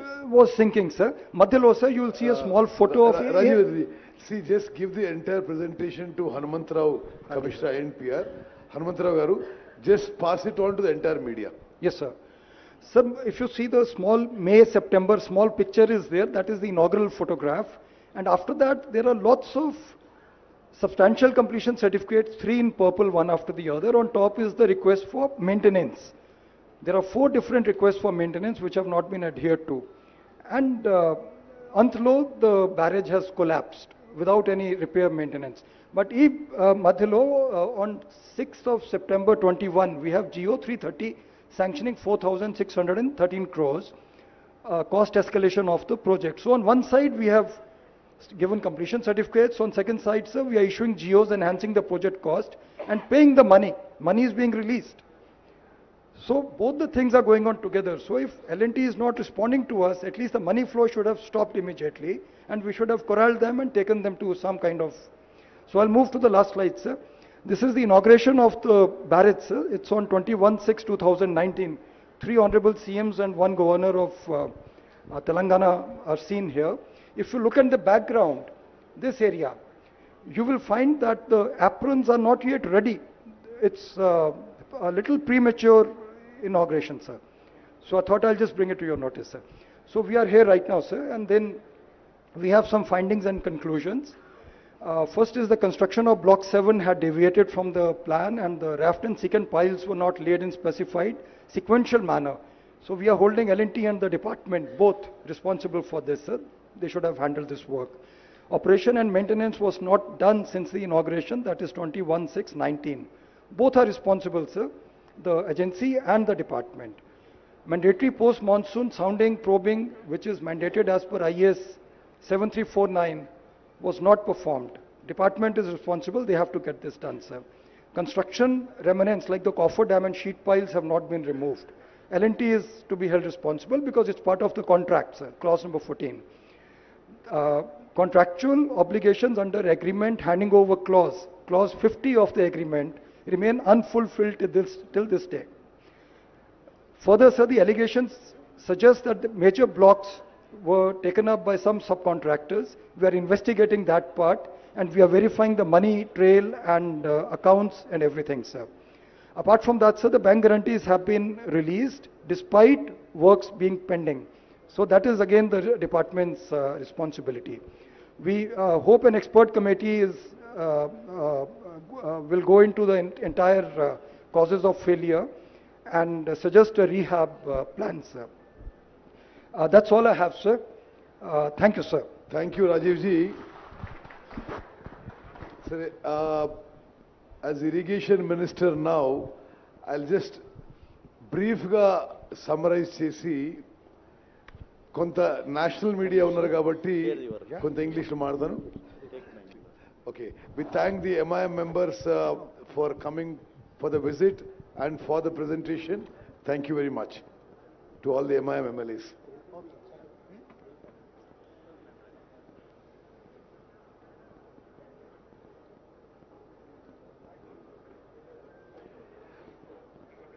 సరే, media మిత్రులకి నమస్కారం. మీరు state and national media చాలా ఎఫర్ట్తో చాలా time కేటాయించి you have spent your valuable time in a long travel from Hyderabad to here. We are very grateful to you. I'll just summarize in 4-5 minutes, and then my colleague from the Communist Party of India will speak and we'll try to end the thing. Possibly in post-independent India, స్వతంత్ర భారతదేశంలో ఇంత shameful incident, ఇంత పెద్ద scam, ఇంత పెద్ద స్కాండలు, ఇంత పెద్ద కుంభకోణం మరి మరొకటి ఉండకపోవచ్చు. 94,000 కోట్ల రూపాయలు ప్రజాధనం ఖర్చు పెట్టి కేవలం 90,000 ఎకరాలు కొత్త ఆయకట్టు జనరేట్ చేయడం జరిగింది. ఆ 94,000 కోట్లలో 61,000 కోట్లని మనందరినీ తాకట్టు పెట్టి, మన పిల్లల్ని తాకట్టు పెట్టి హై ఇంట్రెస్ట్ లోన్స్ తీసుకొచ్చి ఈ ప్రాజెక్టు మీద ఖర్చు పెట్టిండ్రు. మరో 33,000 కోట్లు మన నుంచి కలెక్ట్ చేసిన ట్యాక్సెస్, పన్నులు నుంచి ఖర్చు పెట్టడం జరిగింది. అదేవిధంగా ఇంకొక ఇంపార్టెంట్ పాయింట్ ఏంటంటే, అసలు ఈ ప్రాజెక్టు మొదలుపెట్టింది కాంగ్రెస్ ప్రభుత్వం రాజశేఖర గారి హయాంలో 38,000 కోట్లతో 16 లక్షల ఎకరాలకి ఆయకట్టు. This project was envisaged in the earlier Congress government as 38,000 crore project irrigating 16 lakh acres. On the name of so-called re-engineering, officially the project cost is escalated to 80,000 crores for nearly the same new ayacut. Now, already expenditure is 94,000 crores, and at the minimum, another 40,000 crores are required to complete the project. This is the official figures as per the chief engineer's thing. కొన్ని విషయాలు నేను highlight చేస్తున్నాను. అసలు ఎంత తుగ్లక్, ఒక Mohammed bin Tughlaq కూడా వీళ్ళు చేసిన పనులు చూసి సిగ్గుపడతాడు. In all the barrages there is a difference between barrages and dams. Dams are meant for storage. Barrage is for regulating flow of water. ఎక్కడ కూడా ప్రపంచంలో ఉన్న బ్యారేజ్లలో బ్యారేజ్ కట్టి నీళ్లు స్టోరేజ్ చేసిన వీళ్ళే చేసారు. The biggest barrages in the world, capacity is 2 TMC, 3 TMC, maybe maximum 4 TMC. వీళ్ళు ఈ మేడిగడ్డ బ్యారేజ్లో 10, 11, 12, 14 టీఎంసీలు స్టోర్ చేసి ఫోటోలు తీసుకొని ఎన్నికల ముందు ఏదో గోదావరి జలకళ అని చెప్పి అన్ని పేపర్లో మీడియా ఇవ్వడం జరిగింది. అంటే basic principles of irrigation were not followed, basic principles of water management were not followed, basic principles of financial management not followed. And ఏ స్థాయిలో కరప్షన్ జరిగిందంటే ఆలోచన చేయండి. ఇది ఒకటే ఉదాహరణ ఇస్తున్నావు. This Medigadda barrage tender was given at 1,800 crores. ఎవరు బాధ్యులు? ఇది 4,600 కోట్లు ప్రజాధనం ముందు escalation of cost, and then the Medigadda barrage collapses. అంటే this is just not this. నేను ఇప్పుడు 2 months అయింది ఇరిగేషన్ మినిస్టర్ అయ్యి. ఏ వర్క్ చూసినా 100 రూపాయలు టెండర్ పిలుస్తారు, ఆ తర్వాత దాన్ని 500 రూపాయలు చేస్తారు. ఇది ఒక భారీ కుంభకోణం. తప్పనిసరిగా క్యాబినెట్లో చర్చించి ఇది క్రిమినల్ ఇన్వెస్టిగేషన్ కూడా ముందుకు పోతామని చెప్పి నేను మనవి చేస్తున్నాను. అదేవిధంగా ఒక చాలా ముఖ్యమైన విషయం, 21st October ఈ సంఘటన జరిగింది. Today is what date? 13th అనుకుంటా. 13th ఫిబ్రవరి ఈ రోజు వరకు కూడా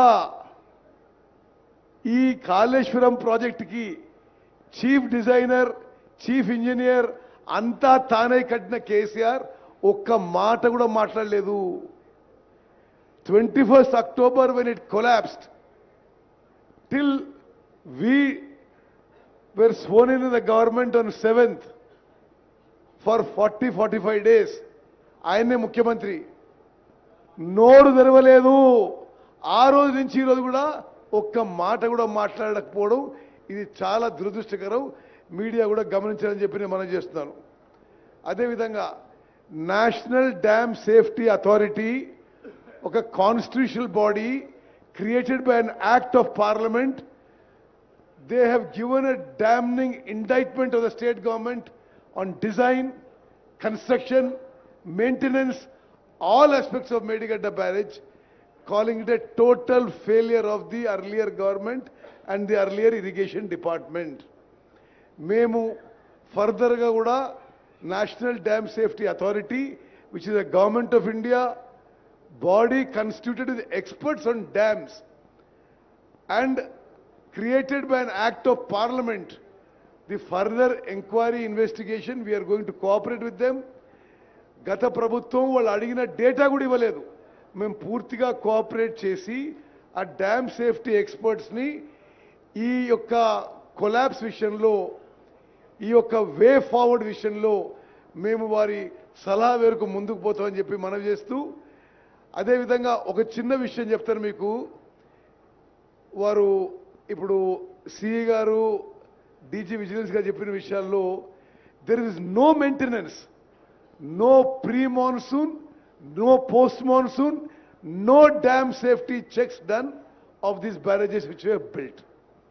And this is just an example of KCR's irrigation department and నడిపించినప్పుడు ఏ విధంగా నడిపించిండో. 94,000 crores spent and not even that much of irrigation కొత్త ఆయకట్టు కూడా క్రియేట్ చేయలేదు. This is the picture across irrigation sector in all the projects they did. వాళ్ళు 2 లక్షల కోట్లు ఖర్చు పెట్టి కొద్ది నామమాత్రం కొత్త ఆయకట్టు సృష్టించి, బహుశా స్వతంత్ర భారతదేశంలో కేసీఆర్ గారి హయాంలో అతిపెద్ద కుంభకోణం జరిగింది. తప్పనిసరిగా అన్ని విషయాల్లో ఎంక్వైరీ, ఇన్వెస్టిగేషన్, తదుపరి చర్యలకు ఈ ప్రభుత్వం సిద్ధమవుతోంది. ధన్యవాదాలు. సాంబశివరావు గారు. పెద్దలు గౌరవనీయులు ముఖ్యమంత్రి రేవంత్ రెడ్డి గారు, అలాగే ఇరిగేషన్ మేజర్ శాఖ మంత్రి ఉత్తమ్ గారు, అలాగే ఈ నియోజకవర్గ శాసనసభ్యులు, అలాగే information and industrial minister Sridhar Babu గారు, ఇతర సీతక్క గారు, ఇంకితర తమ్మల గారు, పెద్దలు, ఇంకితర మంత్రులు అందరూ ఉన్నారు, ఎమ్మెల్యేస్.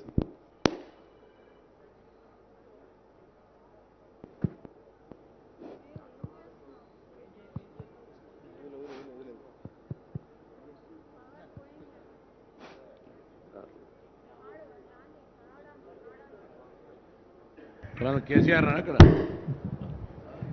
చిన్న కేసీఆర్ ఉన్నాడు అంటున్నా. అలాగే హాజరైనటువంటి పార్టీ మిత్రులు, అలాగే ఈ ప్రాంత వాసులు అందరికీ నమస్కారం. ఇవాళ ప్రభుత్వం ముఖ్యమంత్రి గారు కానీ, ఇరిగేషన్ శాఖ మంత్రి గారు కానీ, ఇతర దత్తలు కానీ ఈ కార్యక్రమాన్ని ఏర్పాటు చేయడం అనేది తెలంగాణ ప్రజలకు స్పష్టంగా ఈ కాళేశ్వరం ప్రాజెక్టు, దీని నిర్వహణ, దీని వెనుకున్నటువంటి నేపథ్యం మరింత స్పష్టంగా అర్థమవడానికి ఇది అవకాశం కలిగింది. ఇటువంటి కార్యక్రమాన్ని చేపట్టినందుకు ఒకవైపు వారికి అభినందనలు తెలియజేస్తున్నాయి. మరోవైపు ఇటువంటి బాధాకరమైనటువంటి స్థితిలో ఈ ప్రాజెక్టును చూస్తున్నందుకు విచారం కూడా ఉంది. ఇది మేడిగడ్డ ప్రాజెక్టు పగులు కాదండి, తెలంగాణ ప్రజల గుండె పగులు, గుండె పైన పడ్డటువంటి కోటలు. ఎందువల్లంటే ఎంత 2016లో ఎగ్రిమెంట్, దాని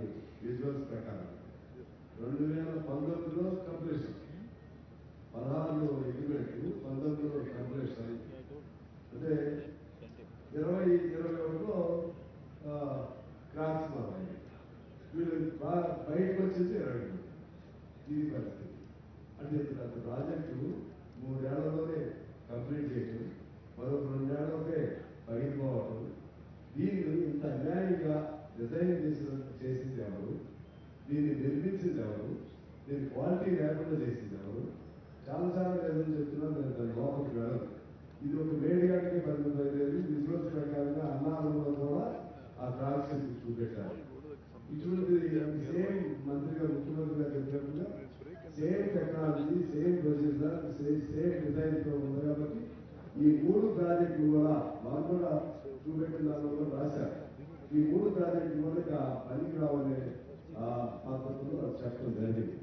మరి ఏమైపోవాలి, ఈ ఖర్చు పెట్టినటువంటి ఈ డబ్బులన్నీ ఏమైపోవాలి, ఎక్కడ పాత ప్రాధాన్యత చేయడమైనా ఎల్లకే వచ్చే అదే దానికి దీనికి ఎంత డిజైన్ తేడా ఉంది.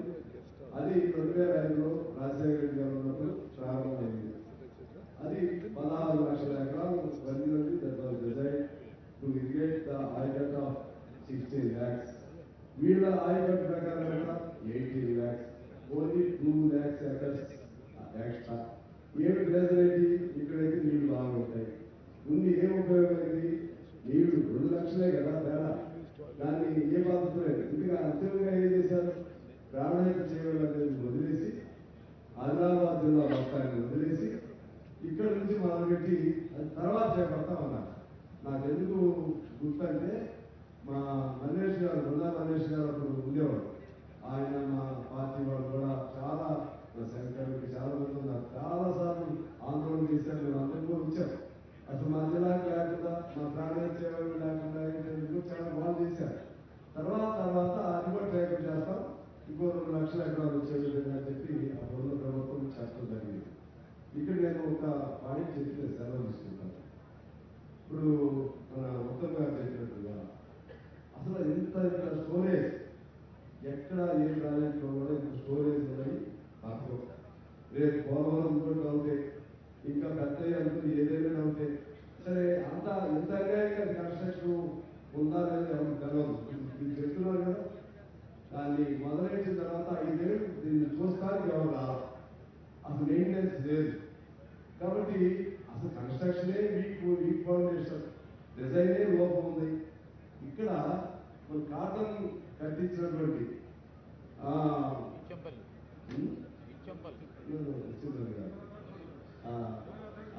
కాటన్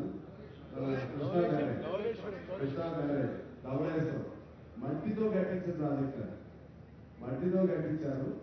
కేవలం 2.5-3 టీఎంసీ మాత్రమే డిపాజిట్ అవుతుంది, కానీ లక్షల ఎకరాలు సాగు అవుతుంది. నాకు తెలిసి సాగర్ మన కృష్ణా దాని కింద 16-17 తుమ్మగారి భాగాలు 16-17 లక్షలు ఎక్కడ, ధవళేశ్వరం కింద కూడా ఇంకో 16-17 లక్షలు అక్కడ.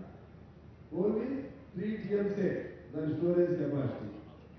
అంటే అది దాదాపు 1950s లో కట్టించినటువంటి ప్రాజెక్ట్ అని అవి నిలబడ్డాయి. ఇప్పుడు ఈ మోడర్న్ టెక్నాలజీతో కట్టించిన ఈ ప్రాజెక్టు స్థితి ఎలా, అసలు ఎందుకు మనకి జీతాలు ఇవ్వలేని పరిస్థితి ఎందుకు వచ్చింది, జీతాలు ఇవ్వలేని పరిస్థితి ఎందుకు వచ్చింది అంటే డబ్బులన్నీ కూడా డబ్బులు మొత్తం కూడా ఉంది. అన్ని పారామీటర్స్ నెంబర్ 1 మనం ఇన్కమ్ పెర్ క్యాపిటల్ నెంబర్ 1, జీడీపీలో నెంబర్ 1, అన్నింటిలో నెంబర్ 1. డబ్బులు ఎట్టిపోయినాయి అంటే మొత్తం కాళేశ్వరం వరకు వచ్చింది. ఎక్కడ పోయి కాళేశ్వరం అంటే ఎవరు కాదు.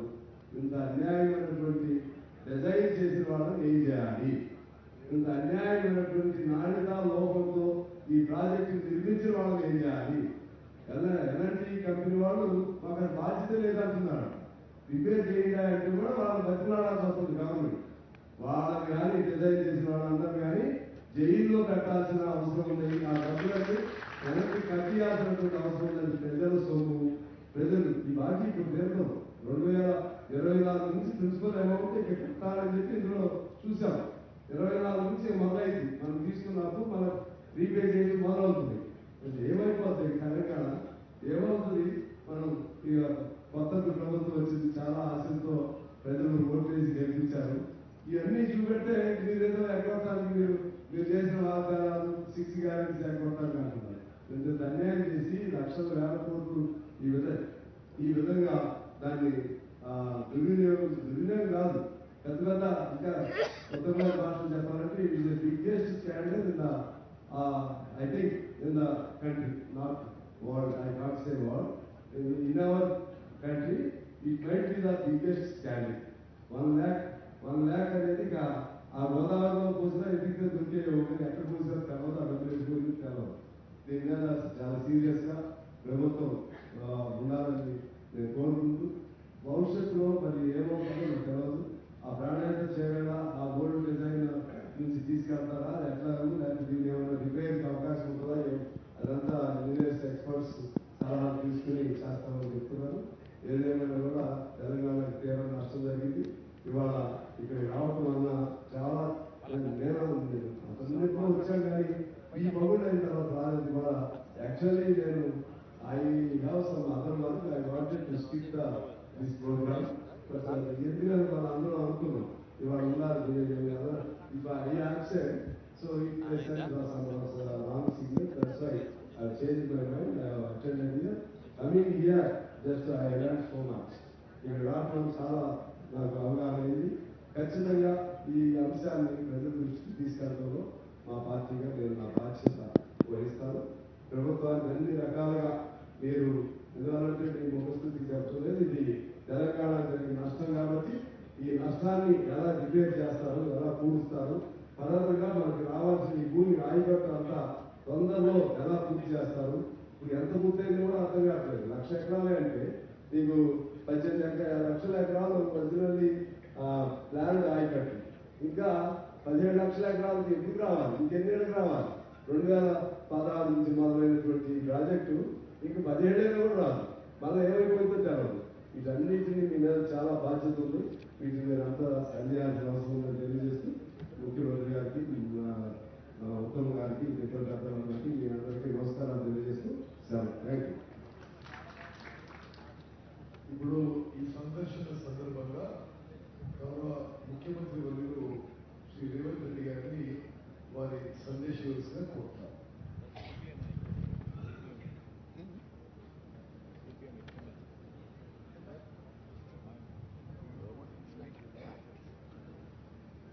మీడియా మిత్రులకు,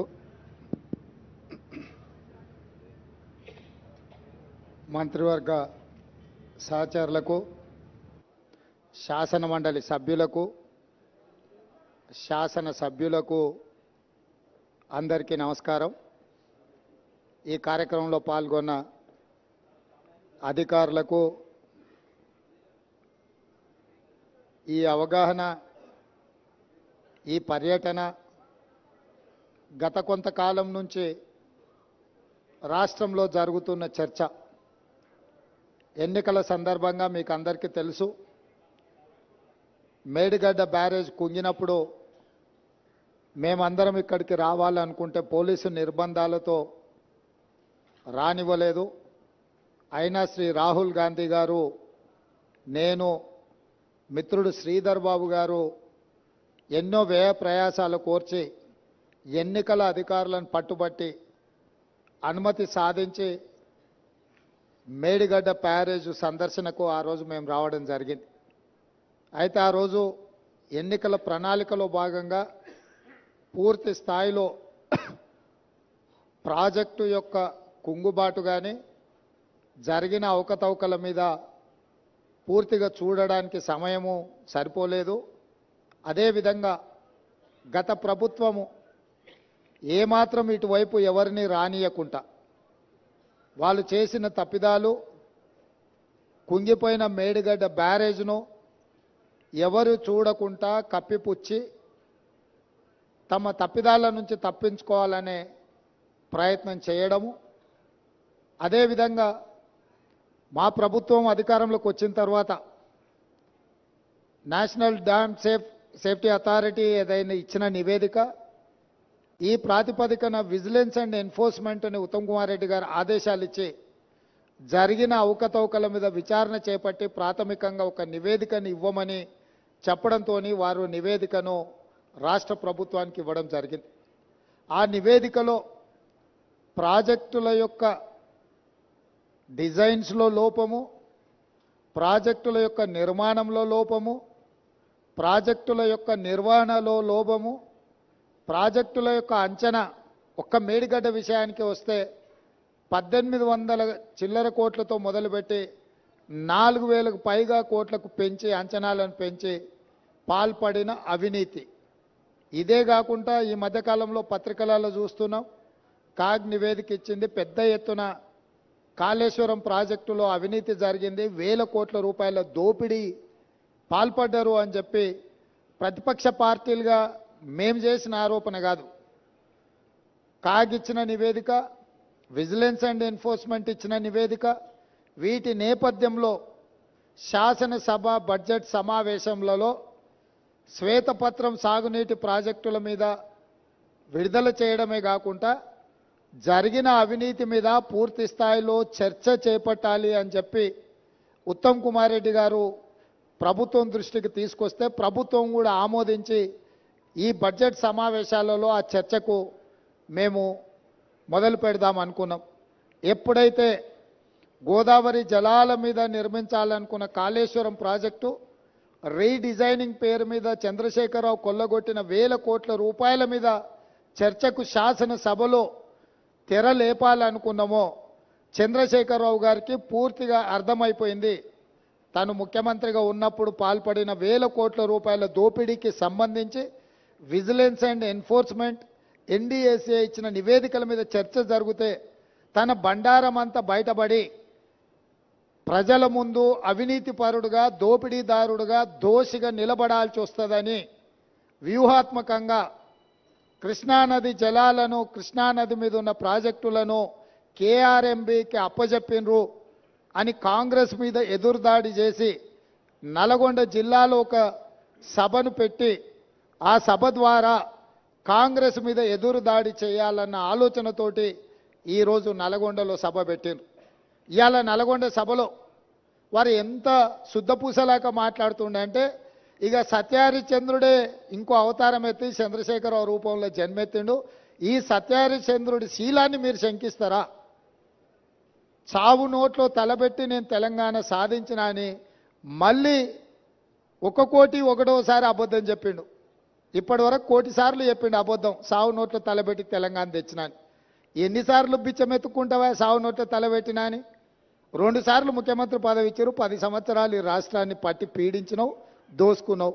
ఇంకా కూడా సావు నోట్ల తలకాయ పెట్టినా, సావు నోట్ల తలకాయ పెట్టినా అని మాటలు చెప్తున్నావు. సావు నోట్ల తలకాయ పెట్టిన చంద్రశేఖరరావు శాసనసభలో నీ అవినీతి మీద చర్చ పెడితే నువ్వు నిజంగా సత్యహరిచంద్రునివే, సత్యహరిచంద్రునికి మరో జన్మను ఎత్తినోడు అయితే అక్కడ వచ్చి కూర్చొని మాట్లాడేది ఉండే.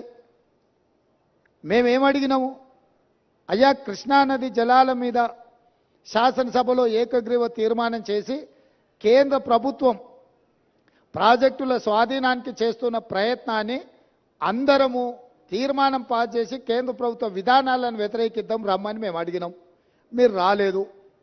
కేంద్ర ప్రభుత్వానికి కాంగ్రెసే అప్పజెప్పిందని అబద్ధాలు నువ్వు చెప్తే వాస్తవాలను డిసెంబర్ 1, 2023 నాడు మీరు ముఖ్యమంత్రిగా మీ కార్యదర్శి స్మితా సబర్వాల్ గారు రాసిన లేఖను అప్పజెప్పడానికి పూర్తిగా మీరు చేసిన ప్రయత్నాన్ని ఆధారాలతో సహా శాసనసభలో ప్రభుత్వం బయటపెట్టింది. దాని తర్వాత నేనేమన్నా, కాళేశ్వరం మీద ఎంతోమందికి అపోహలు ఉన్నాయి, అనుమానాలు ఉన్నాయి, అక్కడికి ఎవరిని రాణిస్తలేరు, అక్కడికి ఎవరైనా వెళ్తే పోలీసులు అడ్డుకుంటున్నారని తెలంగాణ సమాజంలో ఎన్నో అనుమానాలు ఉన్నాయి.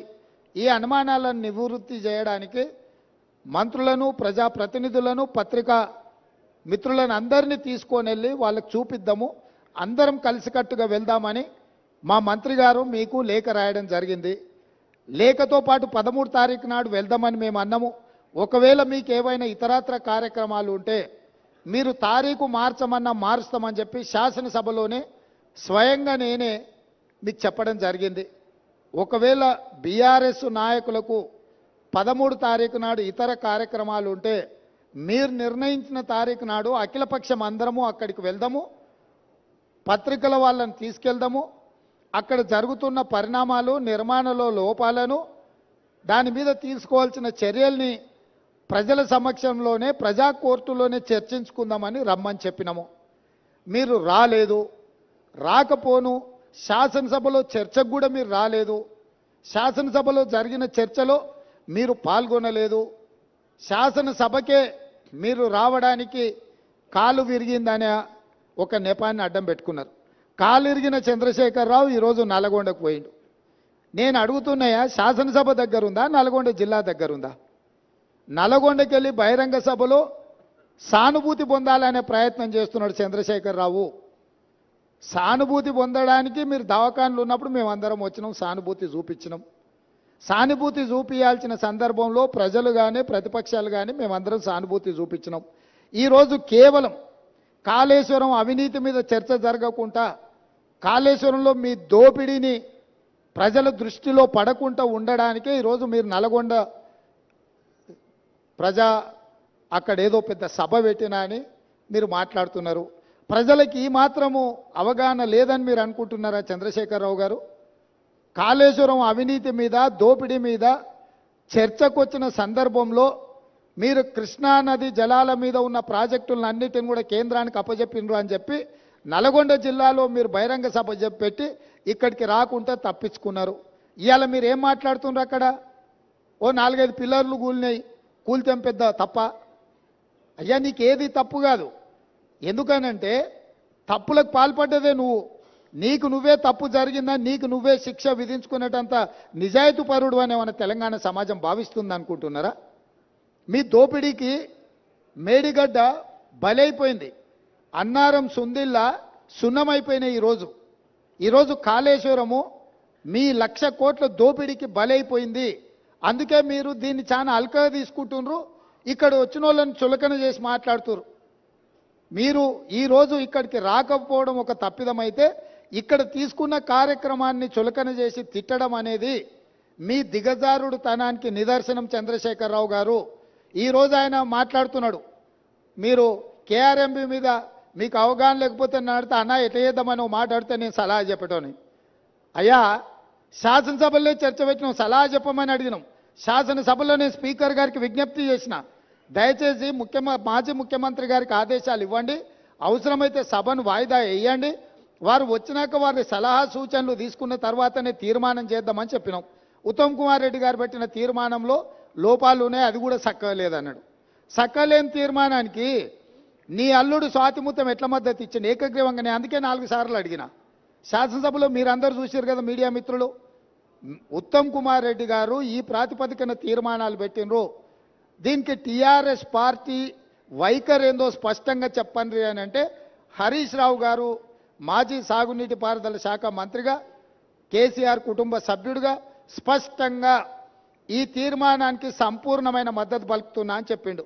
అప్పుడే నేను లేచి ఏం చెప్పినా, వీళ్ళు మాట్లాడేదానికి ఏం విలువలేదా చంద్రశేఖరరావు, ఇవి విలువలేని మాటలను కొట్టిపడేస్తాడు, ఆయననే యజమాని, ఆయన ఓనర్, ఆయన వచ్చి చెప్తే తప్ప దీంట్లో విషయం లేదని నేను చెప్పిన. ఇవాళ సరిగ్గా నల్గొండలో అదే మాట్లాడండి. ఏం తీర్మానమే? దిక్కుమాలిన తీర్మానం, దాంట్లో ఏమైనా విషయం ఉందా? అదో పనికిమాలిన తీర్మానం, ఆ తీర్మానానికి వీళ్ళందరూ మద్దతు అని.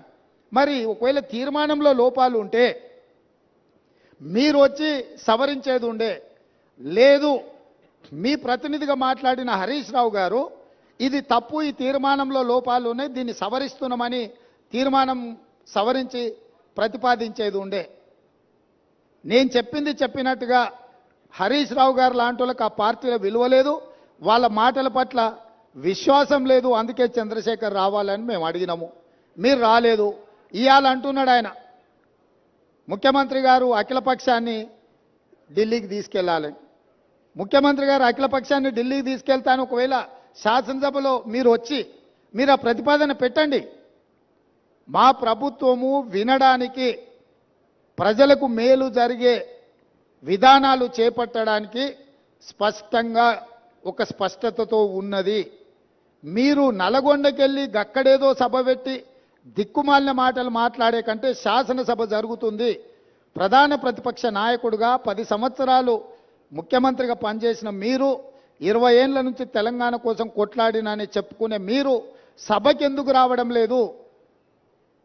ఇవాళ బెదిరించి బతకాలని చూస్తున్నాడు, బ్లాక్మెయిల్ చేసి బతకాలని చూస్తున్నాడు కేసీఆర్ గారు.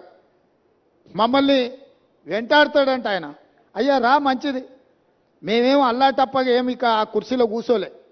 ప్రజల దగ్గరికి వెళ్ళి ప్రజలు ఓట్లేసి ప్రజలు ఎన్నుకున్న ప్రభుత్వం అక్కడ ఉంది. నీలాక ఉద్యమ ముసుగులో మంది పిల్లలను చంపి మేము కుర్చీ ఎక్కలేదు, చచ్చిపోయిన కుటుంబాలను ఆదుకుంటూ మేము ఇవాళ ప్రభుత్వాన్ని ఏర్పాటు చేసినాము.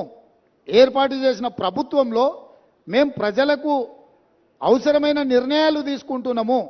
నిజంగానే నేను చంద్రశేఖరరావు గారిని సూటిగా అడుగుతున్నా, మీరు ఈ లోపాలలో కాళేశ్వరంలో జరిగిన అవినీతిలో మీకు భాగస్వామ్యం లేకపోతే మీరు ఎందుకు భయపడుతున్నారు? కాళేశ్వరం రావడానికి మీరెందుకు చర్చకు రావడం లేదు? మేడిగడ్డ కుంగిపోయినప్పటి నుంచి ఈ రోజు వరకు చంద్రశేఖరరావు గారు ఏ రోజు కూడా కుంగిపోయిన మేడిగడ్డ మీద కానీ, అన్నారం మీద కానీ, సుందిళ్ళ మీద కానీ మీరు ఒక్క మాట ఎందుకు మాట్లాడతలేరు? శాసనసభలో చర్చ పెడితే మీరు మొహం ఎందుకు చాటేసిండ్రు? అదేవిధంగా కేఆర్ఎంబీ మీద ప్రాజెక్టులను అప్పచెప్తున్నామని చెప్పి మీ కార్యదర్శి గారు మాట్లాడిన విషయాలు ఉత్తమ్ కుమార్ రెడ్డి గారు లేఖ బయట పెడితే దాని మీద మీరు ఎందుకు స్పందిస్తలేరు? మీ కార్యదర్శి గారు మీ అనుమతి తీసుకొని లేఖ రాసినా, మీ అనుమతి లేకుంటేనే లేఖ రాసినా ప్రజలకు వివరించాల్సిన బాధ్యత మీకు లేదా? ఈరోజు కాళేశ్వరం అవినీతి మీద చర్చ జరిగినప్పుడు ఈ అవినీతి గురించి చర్చ జరగకుండా ఉండాలి అని, ఈ సమస్యను తప్పుదోవ పట్టించాలని ఈరోజు మీరు నల్గొండలో మీటింగ్ పెట్టినరు. మీరు మీటింగులు పెట్టి రాష్ట్రానికి ఏదైనా ప్రయోజనం చేకూర్చే మాటలు ఏమైనా మాట్లాడినరా? ఆయన అక్కడి నుంచి మాట్లాడుతున్నాడు మళ్ళీ అధికారంలోకి వస్తామని. నువ్వు చేసిన పనికి నిన్న అధికారంలోకా? ముందే ప్రజలకి విషయాలు తెలిసినుంటే ఆ ప్రతిపక్ష హోదా కూడా నీకు రాకపోతుండే.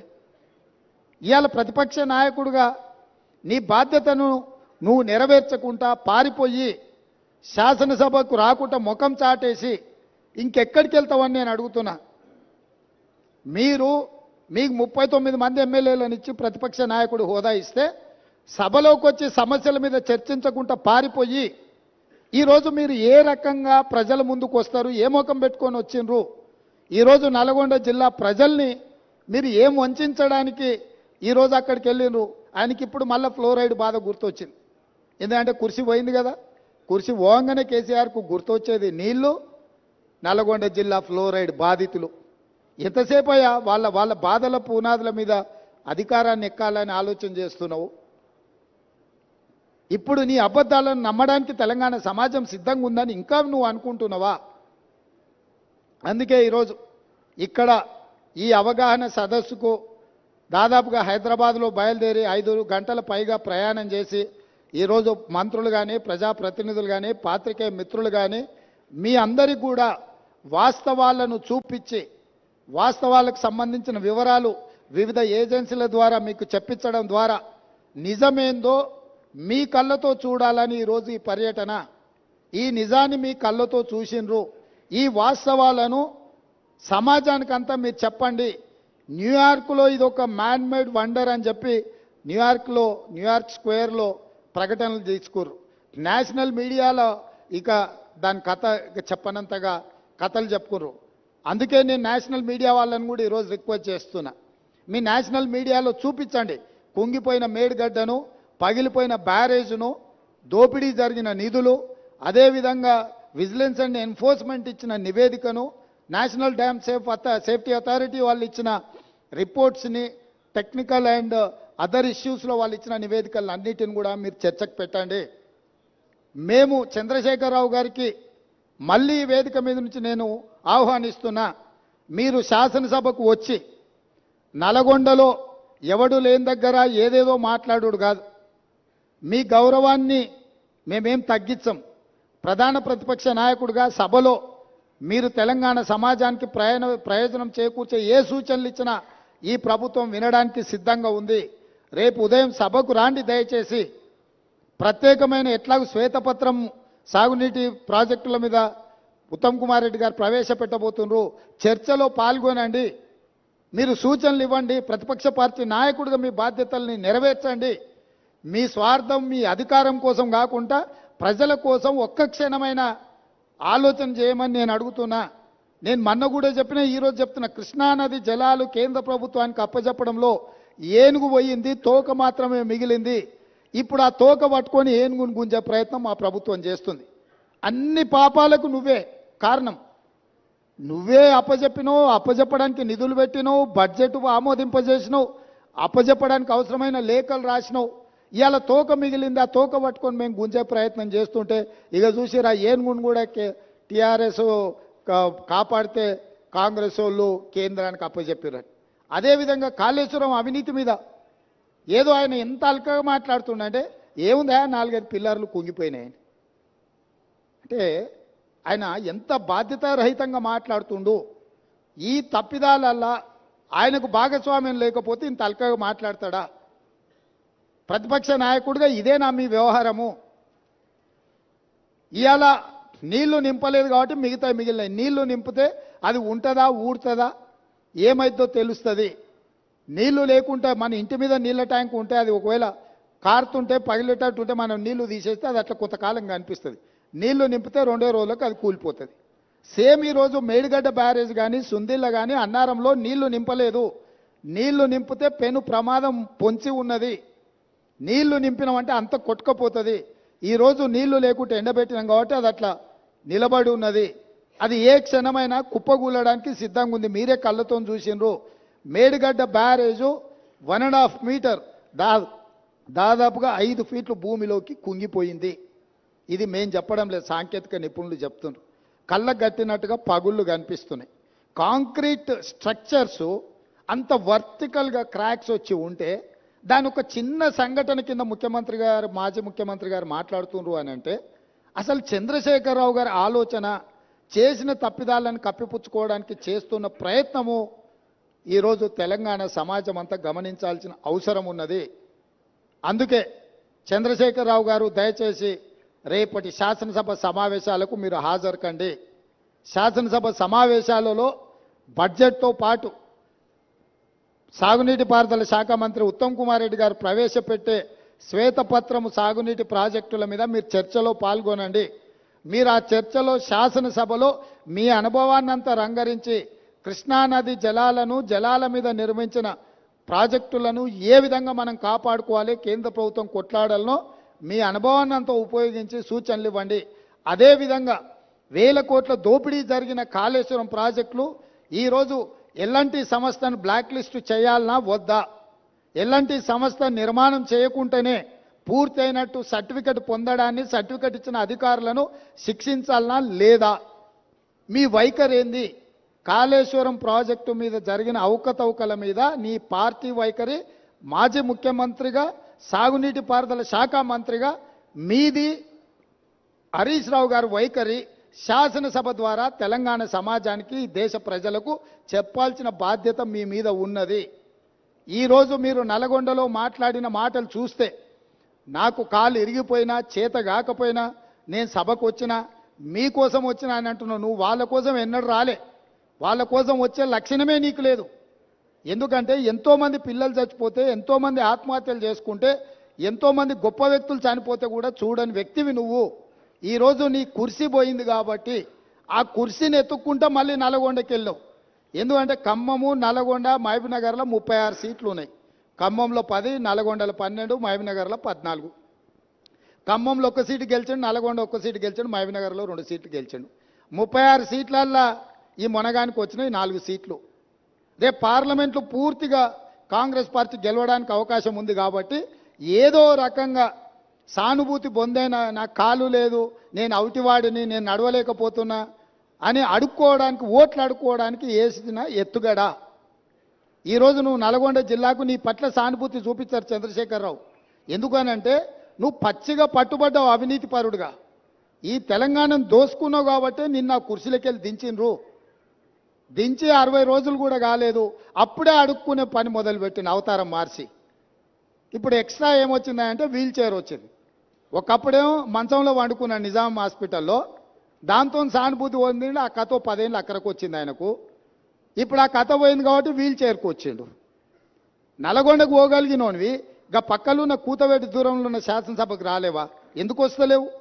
బండారం బయటపడుతుందనా, లేకపోతే పచ్చిగా పట్టుబడి నీ దోపిడీ ప్రజలకంత అర్థమవుతుందనా? ఆయన ఏదో మమ్మల్ని భయపెట్టాలని చూస్తుండు. భయపడనని ప్రగల్భాలు వాడుతూ, భయపడకు, రా సభకు రా. ఎవరొద్దంటారు నిన్ను? సభలో వచ్చి మాట్లాడు. నేను స్పీకర్ గారికి విజ్ఞప్తి చేసిన, చంద్రశేఖరరావు గారు వస్తే ఎంతసేపు మాట్లాడతాడో అధ్యక్ష, మీరు మైక్ ఇవ్వండి, వారి అనుభవం అంతా ఉపయోగించి ఏం మాట్లాడతారో మాట్లాడండి. మేము కూడా విజ్ఞప్తి చేసినాం స్పీకర్ గారికి. స్పీకర్ గారు కూడా మీకు స్వేచ్ఛగా మీ పార్టీకి మైక్ ఇస్తున్నాడు, ఎక్కడ మీ మైక్ కూడా కట్ చేయలేదు.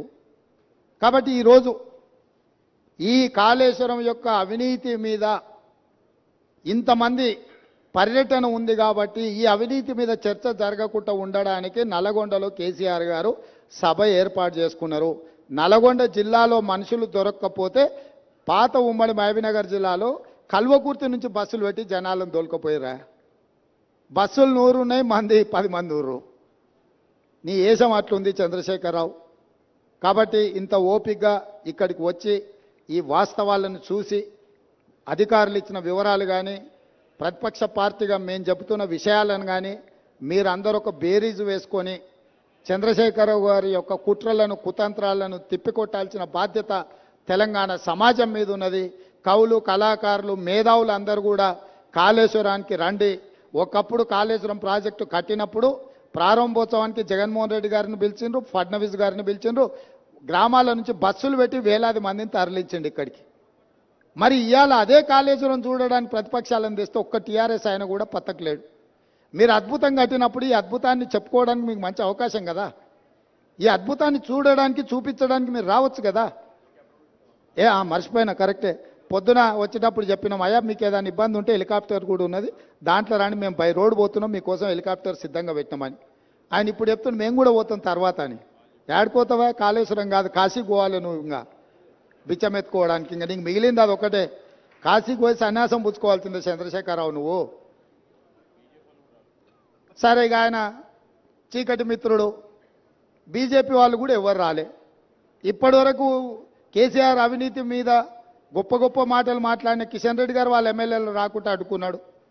మీరు పొత్తు పెట్టుకుంటే పొత్తు పెట్టుకోండి, ఎవరో అన్నారు. ఎన్ని రోజులు చీకట్లో పొత్తు పెట్టుకుంటారు?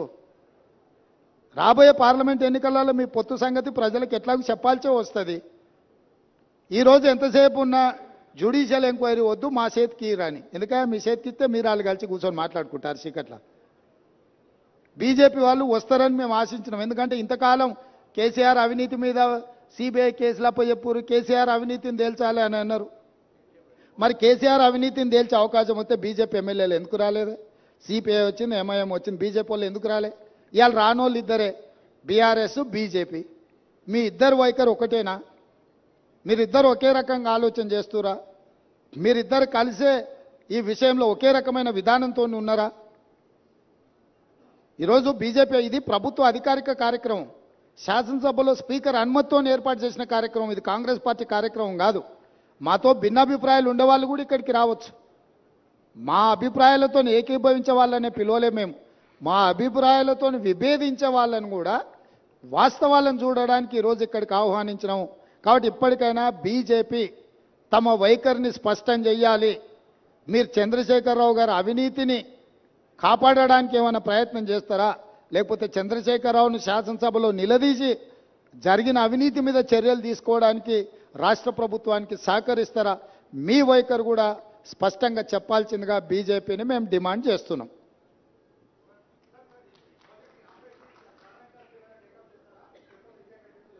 రాహుల్ గారు, ఈరోజు ఈ జరిగిన అవినీతి అక్రమాల మీద మీ అందరికి అవగాహన కల్పించడానికే మీరు చెప్పే విషయాలను అన్నిటిని కూడా ప్రభుత్వంలో చర్చించి మళ్ళీ తప్పకుండా వెనక్కి చెప్తాం.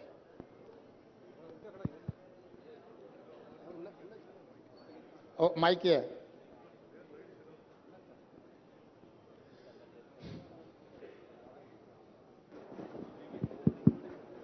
మేడిగడ్డ బ్యారేజ్ అనేది 94,000 కోట్లు ఖర్చు పెట్టారు ఇప్పటిదాకా. అయితే మీరు 3,000 కోట్లతో ఖర్చు పెట్టిన ఒక మేడిగడ్డకు మాత్రమే పరిమితమయ్యారు. మొత్తం కలిపి కాళేశ్వరం కుంభకోణం 94,000 కోట్లకు సంబంధించింది. అయితే పక్కన ఉన్న Kannepalli pump house, Annaram pump హౌజులు పోయిన సంవత్సరం మునిగిపోయినాయి 2022లో. అయితే అవి మొత్తం కలిపి దాదాపు 15,000 కోట్లు. కేవలం 3,000 కోట్ల దాని మీద కాన్సన్ట్రేషన్ చేశారు. 15,000 కోట్లు మీ పక్కనే ఉన్నాయి. దాని మీద ఎందుకు దృష్టి సారిస్తలేరు? మీరు ఇప్పుడు మేము పర్యటనకి ఇది ఒకటే వచ్చిన విచారణలో మీరు చెప్పేటు అన్ని విషయాలు ఉన్నాయి. కాబట్టి దీంట్లో ఒక మేడిగడ్డకే పరిమితమైన విచారణ కాదు. మేడిగడ్డ, అన్నారం వీటికి సంబంధించిందో 3 బ్యారేజ్లను కూడా కేంద్ర ప్రభుత్వం చట్టం ద్వారా ఏర్పాటు చేసిన ఎన్డీఎస్ఏకు లెటర్ రాసి వీటన్నిటిని కూడా పరిశీలించి నివేదిక ఇవ్వమని మేము లేఖ రాయడం జరుగుతుంది. ఈ ప్రభుత్వం ఎక్కడ తప్పిదాలు జరిగినా కూడా అన్ని తప్పిదాల మీద చర్య తీసుకోవడానికి సిద్ధంగా ఉంది. సార్ ఇప్పుడు ఒకవైపు ఒకవైపు విచారణ చేస్తామని చెప్తున్నారు. సిట్టింగ్ జడ్జితో విచారణ అన్నారు. హైకోర్టు జడ్జి మీకు సిట్టింగ్ జడ్జిని ఇవ్వలేము, రిటైర్డ్ జడ్జితో విచారణ చేస్తామన్నారు. ఆ విచారణ ఎప్పుడు కొనసాగుతుంది? ఉత్తమ్ గారి ఇంతకుముందు ఒక క్రిమినల్ ప్రాసిక్యూషన్ కూడా చేస్తామన్నారు. రెండో విషయం భాషకు సంబంధించినటువంటి విషయం. మీరు మొన్న మాట్లాడినటువంటి దానికి బీఆర్ఎస్ వాళ్ళంతా అభ్యంతరం చెప్పారు. ఇవాళ కేసీఆర్ కూడా సన్నాసులు దద్దమ్మలు అనే భాషను ఎత్తుకున్నారు. దాన్ని ఎట్లా చూస్తారు? ఇప్పుడు భాష మీద మనం ఎంత తక్కువ మాట్లాడుకుంటే అంత మంచిది. ఎందుకంటే చంద్రశేఖరరావు గారి వ్యవహారం మీకు అందరికీ తెలుసు. ఇప్పుడు ఆయన సందర్భాన్ని తప్పుదోవ పట్టించడానికి ఏదో ప్రయత్నాలు చేస్తుండు. మేము అటు ఇటు దారి తప్పదలుచుకోలేదు. కాళేశ్వరంలో జరిగిన అవినీతిని నిగ్గుదేల్చడానికి ప్రభుత్వం కట్టుబడి ఉన్నది. దాని మీద మాత్రమే ఫోకస్ పెడతాం. డెఫినెట్గా శాసనసభ సమావేశాలలో చర్చ జరిగిన తర్వాత ముగిసిన ఎంబడే మిగతా కార్యాచరణ చేపడుతుంది ప్రభుత్వం. సార్, కేఆర్ఎంబి పైన అఖిలపక్షంని ఢిల్లీకి తీసుకెళ్లాలని చెప్తున్న రేవంత్ రెడ్డి కేసీఆర్ అన్నారు ఇంతకుముందు. మీరు కేఆర్ఎంబి పైన అఖిలపక్షాన్ని ఢిల్లీకి తీసుకెళ్లే అవకాశం ఉందా మీరు ముఖ్యమంత్రిగా? చంద్రశేఖరరావు గారిని సభలో వచ్చి మాట్లాడమని వారికి విజ్ఞప్తి చేస్తున్నాం. మాజీ ముఖ్యమంత్రిగా, చాలా కేంద్ర మంత్రిగా, రాష్ట్ర మంత్రిగా వివిధ హోదాలలో పనిచేసిన అనుభవాన్ని అంత ఉపయోగించి శాసనసభలోకి వచ్చి వారు ఏమేమి సూచనలు చేస్తారో చేయమని వారి సూచనల్ని ప్రతిపక్షాలందరితో చర్చించిన తర్వాత ప్రభుత్వం నిర్ణయం తీసుకుంటుంది. Has any action been initiated against L&T? Yeah, we have demanded that L&T take up their own investigation and take up the repair work at their cost. As of now, about 400 odd crores payment is due to L&T. We have held back the payment. Now L&T has produced evidence that they have been pointing out that there are defects in the design and which are not attributable to them. However, our demand with L&T is that they take up this further inquiry and complete repair and revival of the barrage at their cost. Until then, we would hold back all the payment that is due to them. It's about 400 crores.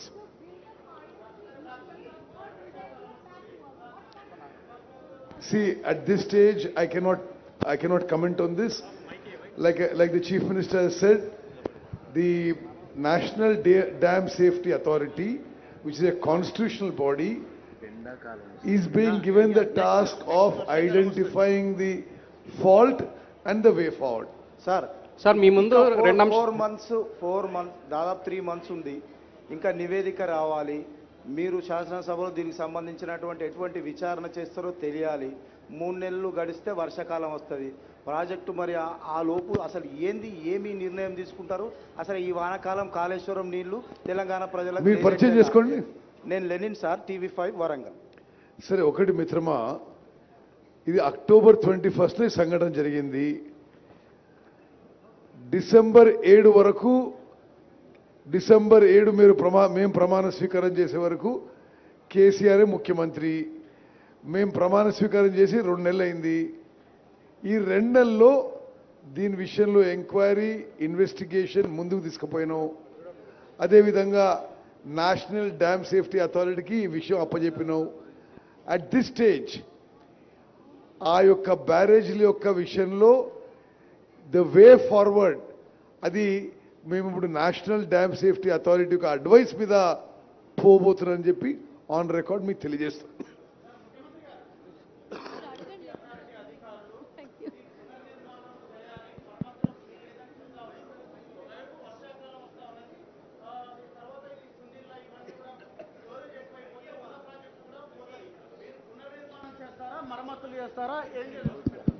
ఇప్పుడే మంత్రి గారు చెప్పిండ్రు, సాంకేతిక నిపుణులు ఇచ్చే నివేదికల ఆధారంగా ప్రభుత్వం చర్యలు ఉంటాయని. మీరే చెప్తున్నారు ఆ సాంకేతిక నిపుణులు ఇది పనికిరాదు, కొత్తది నిర్మించాలని చెప్పినని మీరే అంటున్నారు. ఇప్పుడు అది ఆపి దాంట్లో నీళ్లు నింపితే అది కొట్టుకపోతే జరిగే పరిణామాలను కూడా దృష్టిలో పెట్టుకోవాలి. అందుకే ఇంకా ఫర్దర్గా దీన్ని విశ్లేషించుకొని సాంకేతిక నిపుణుల సూచనల మేరకే ప్రభుత్వం ముందుకెళ్తుంది. హడావిడిగా ముందుకెళ్తే ఇప్పుడు కేసీఆర్ చేసినట్టే అవుద్ది. సో కేసీఆర్ చేసిన తప్పిదాలు ఈ ప్రభుత్వం కొనసాగించదలుచుకోలేదు. పూర్తి స్థాయిలో సాంకేతిక నిపుణులకు సూచన మేరకే ముందుకెళ్తాం. మేమెవరు ఇంజనీర్స్ కాదు, టెక్నికల్ ఎక్స్పర్ట్స్ మీ కాదు మేము. కాబట్టి సాంకేతిక నిపుణుల నివేదిక ప్రకారమే మా ప్రభుత్వం ముందుకెళ్తుంది. रेवंत जी, एक सवाल ये कि जिस तरीके से आपके विपक्षी पार्टी, आप बीजेपी ये कह रही है कि सीबीआई की जांच हो, क्यों मीडिया को लेकर जाया जा रहा है, बीआरएस कहती है, जैसे आपने भी कहा, कि 3 या 4 ही तो पिलर टूटे हैं। क्या कहना चाहेंगे जब वो ये कहते हैं कि इसको राजनीतिक तौर पर कीचड़ उछालने की कोशिश की जा रही है? और दूसरा सवाल, ये जो पैसा जनता का पैसा है, आपकी तरफ से भी कहा गया है, पैसा वसूली कैसे होगी, क्या सरकार की रणनीति है इस पर? मैं सीधा एक सवाल आपसे पूछना चाहता हूं, आपके माध्यम से मैं केसीआर साहब को एक सवाल पूछना चाहता हूं। केसीआर साहब के लिए 2 टांगे हैं, एक टांगे टूटे हुए तो क्या फर्क पड़ता है?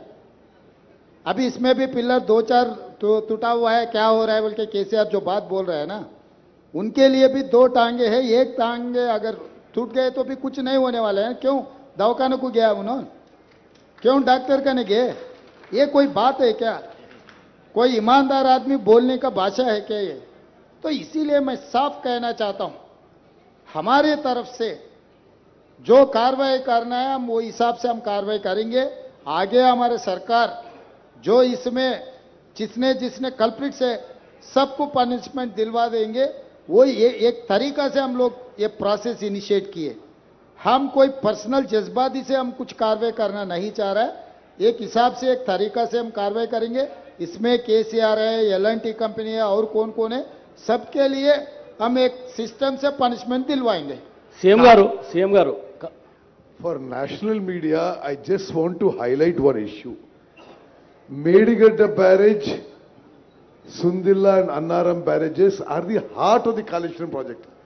How shameful of a former chief minister to say that these barrages which form the core, the heart of the whole Kaleshwaram project costing 94,000 crores, there now one has collapsed, the other 2 NDSA said may collapse. So we can't do any water storage. So we are not doing any water storage and the entire project is non-operational.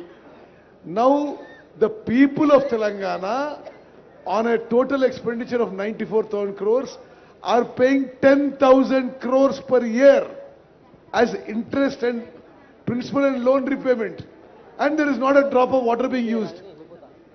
Is how irresponsible and shameful for a former chief to say 3 pillars are gone, what is the big deal? You can't use the whole project.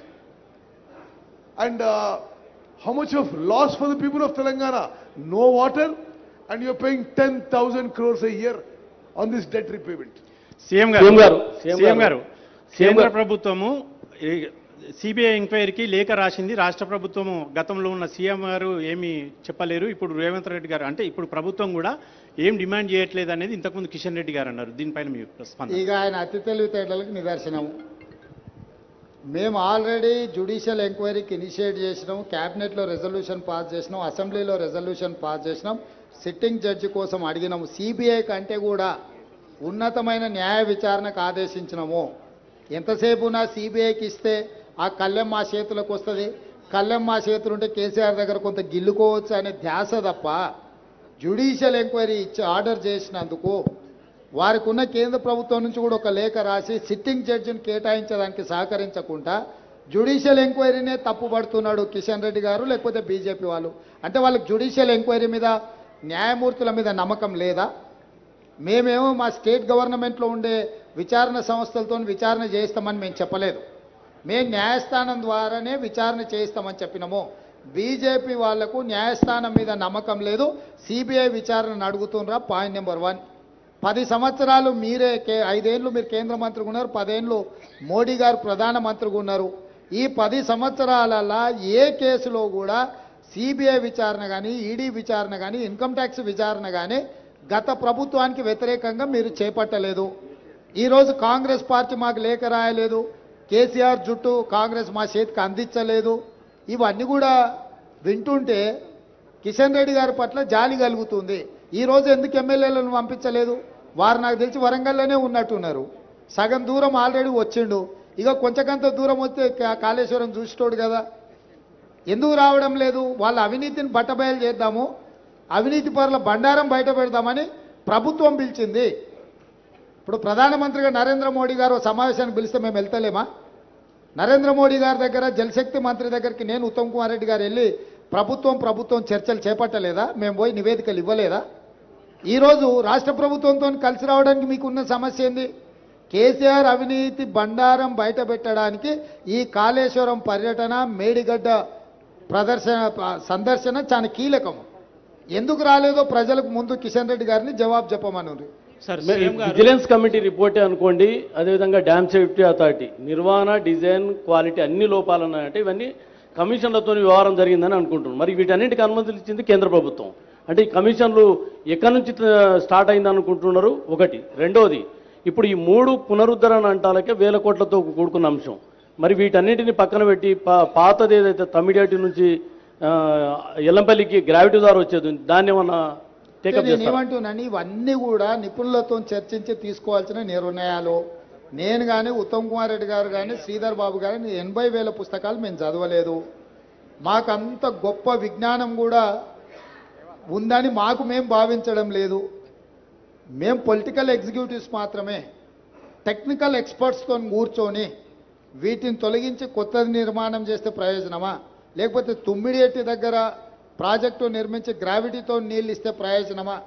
సాంకేతిక నిపుణులతో చర్చించినాక మా ప్రభుత్వం ఒక నిర్దిష్టమైన నిర్ణయంతో ముందుకు వస్తుంది. ముందు మీకే వివరిస్తాం. మీ ప్రభుత్వ హయాంలో కొత్త ప్రాజెక్టులు కట్టే ఉద్దేశం ఏమైనా ఉందా సార్? ఏ కొత్త ప్రాజెక్టులే? ఇటు గోదావరి మీద, గోదావరి నది కావచ్చు, కృష్ణా నది మీద కావచ్చు, మీ ప్రభుత్వ హయాంలో కొత్త ప్రాజెక్టులు కట్టేటువంటి ఆలోచన ఏమైనా ఉందా? ఈ సమాధానమే మీకు సాంకేతిక నిపుణులు సలహాలు ఇస్తే డెఫినెట్ గా దాని పరిగణలోకి తీసుకుంటాం. Sir, I just want to ask, the Vigilance and Enforcement has given a scathing report. They said that there has been payments given, without even checking the completion and giving completion certificates. Now there is errors on the official side. What action are you taking on the officials? Already we have terminated that CE, and further we are going to recover that payments. If necessary, we are going to use R&R Act, Revenue Recovery Act. CM గారు, Thank you. CM గారు, right sir.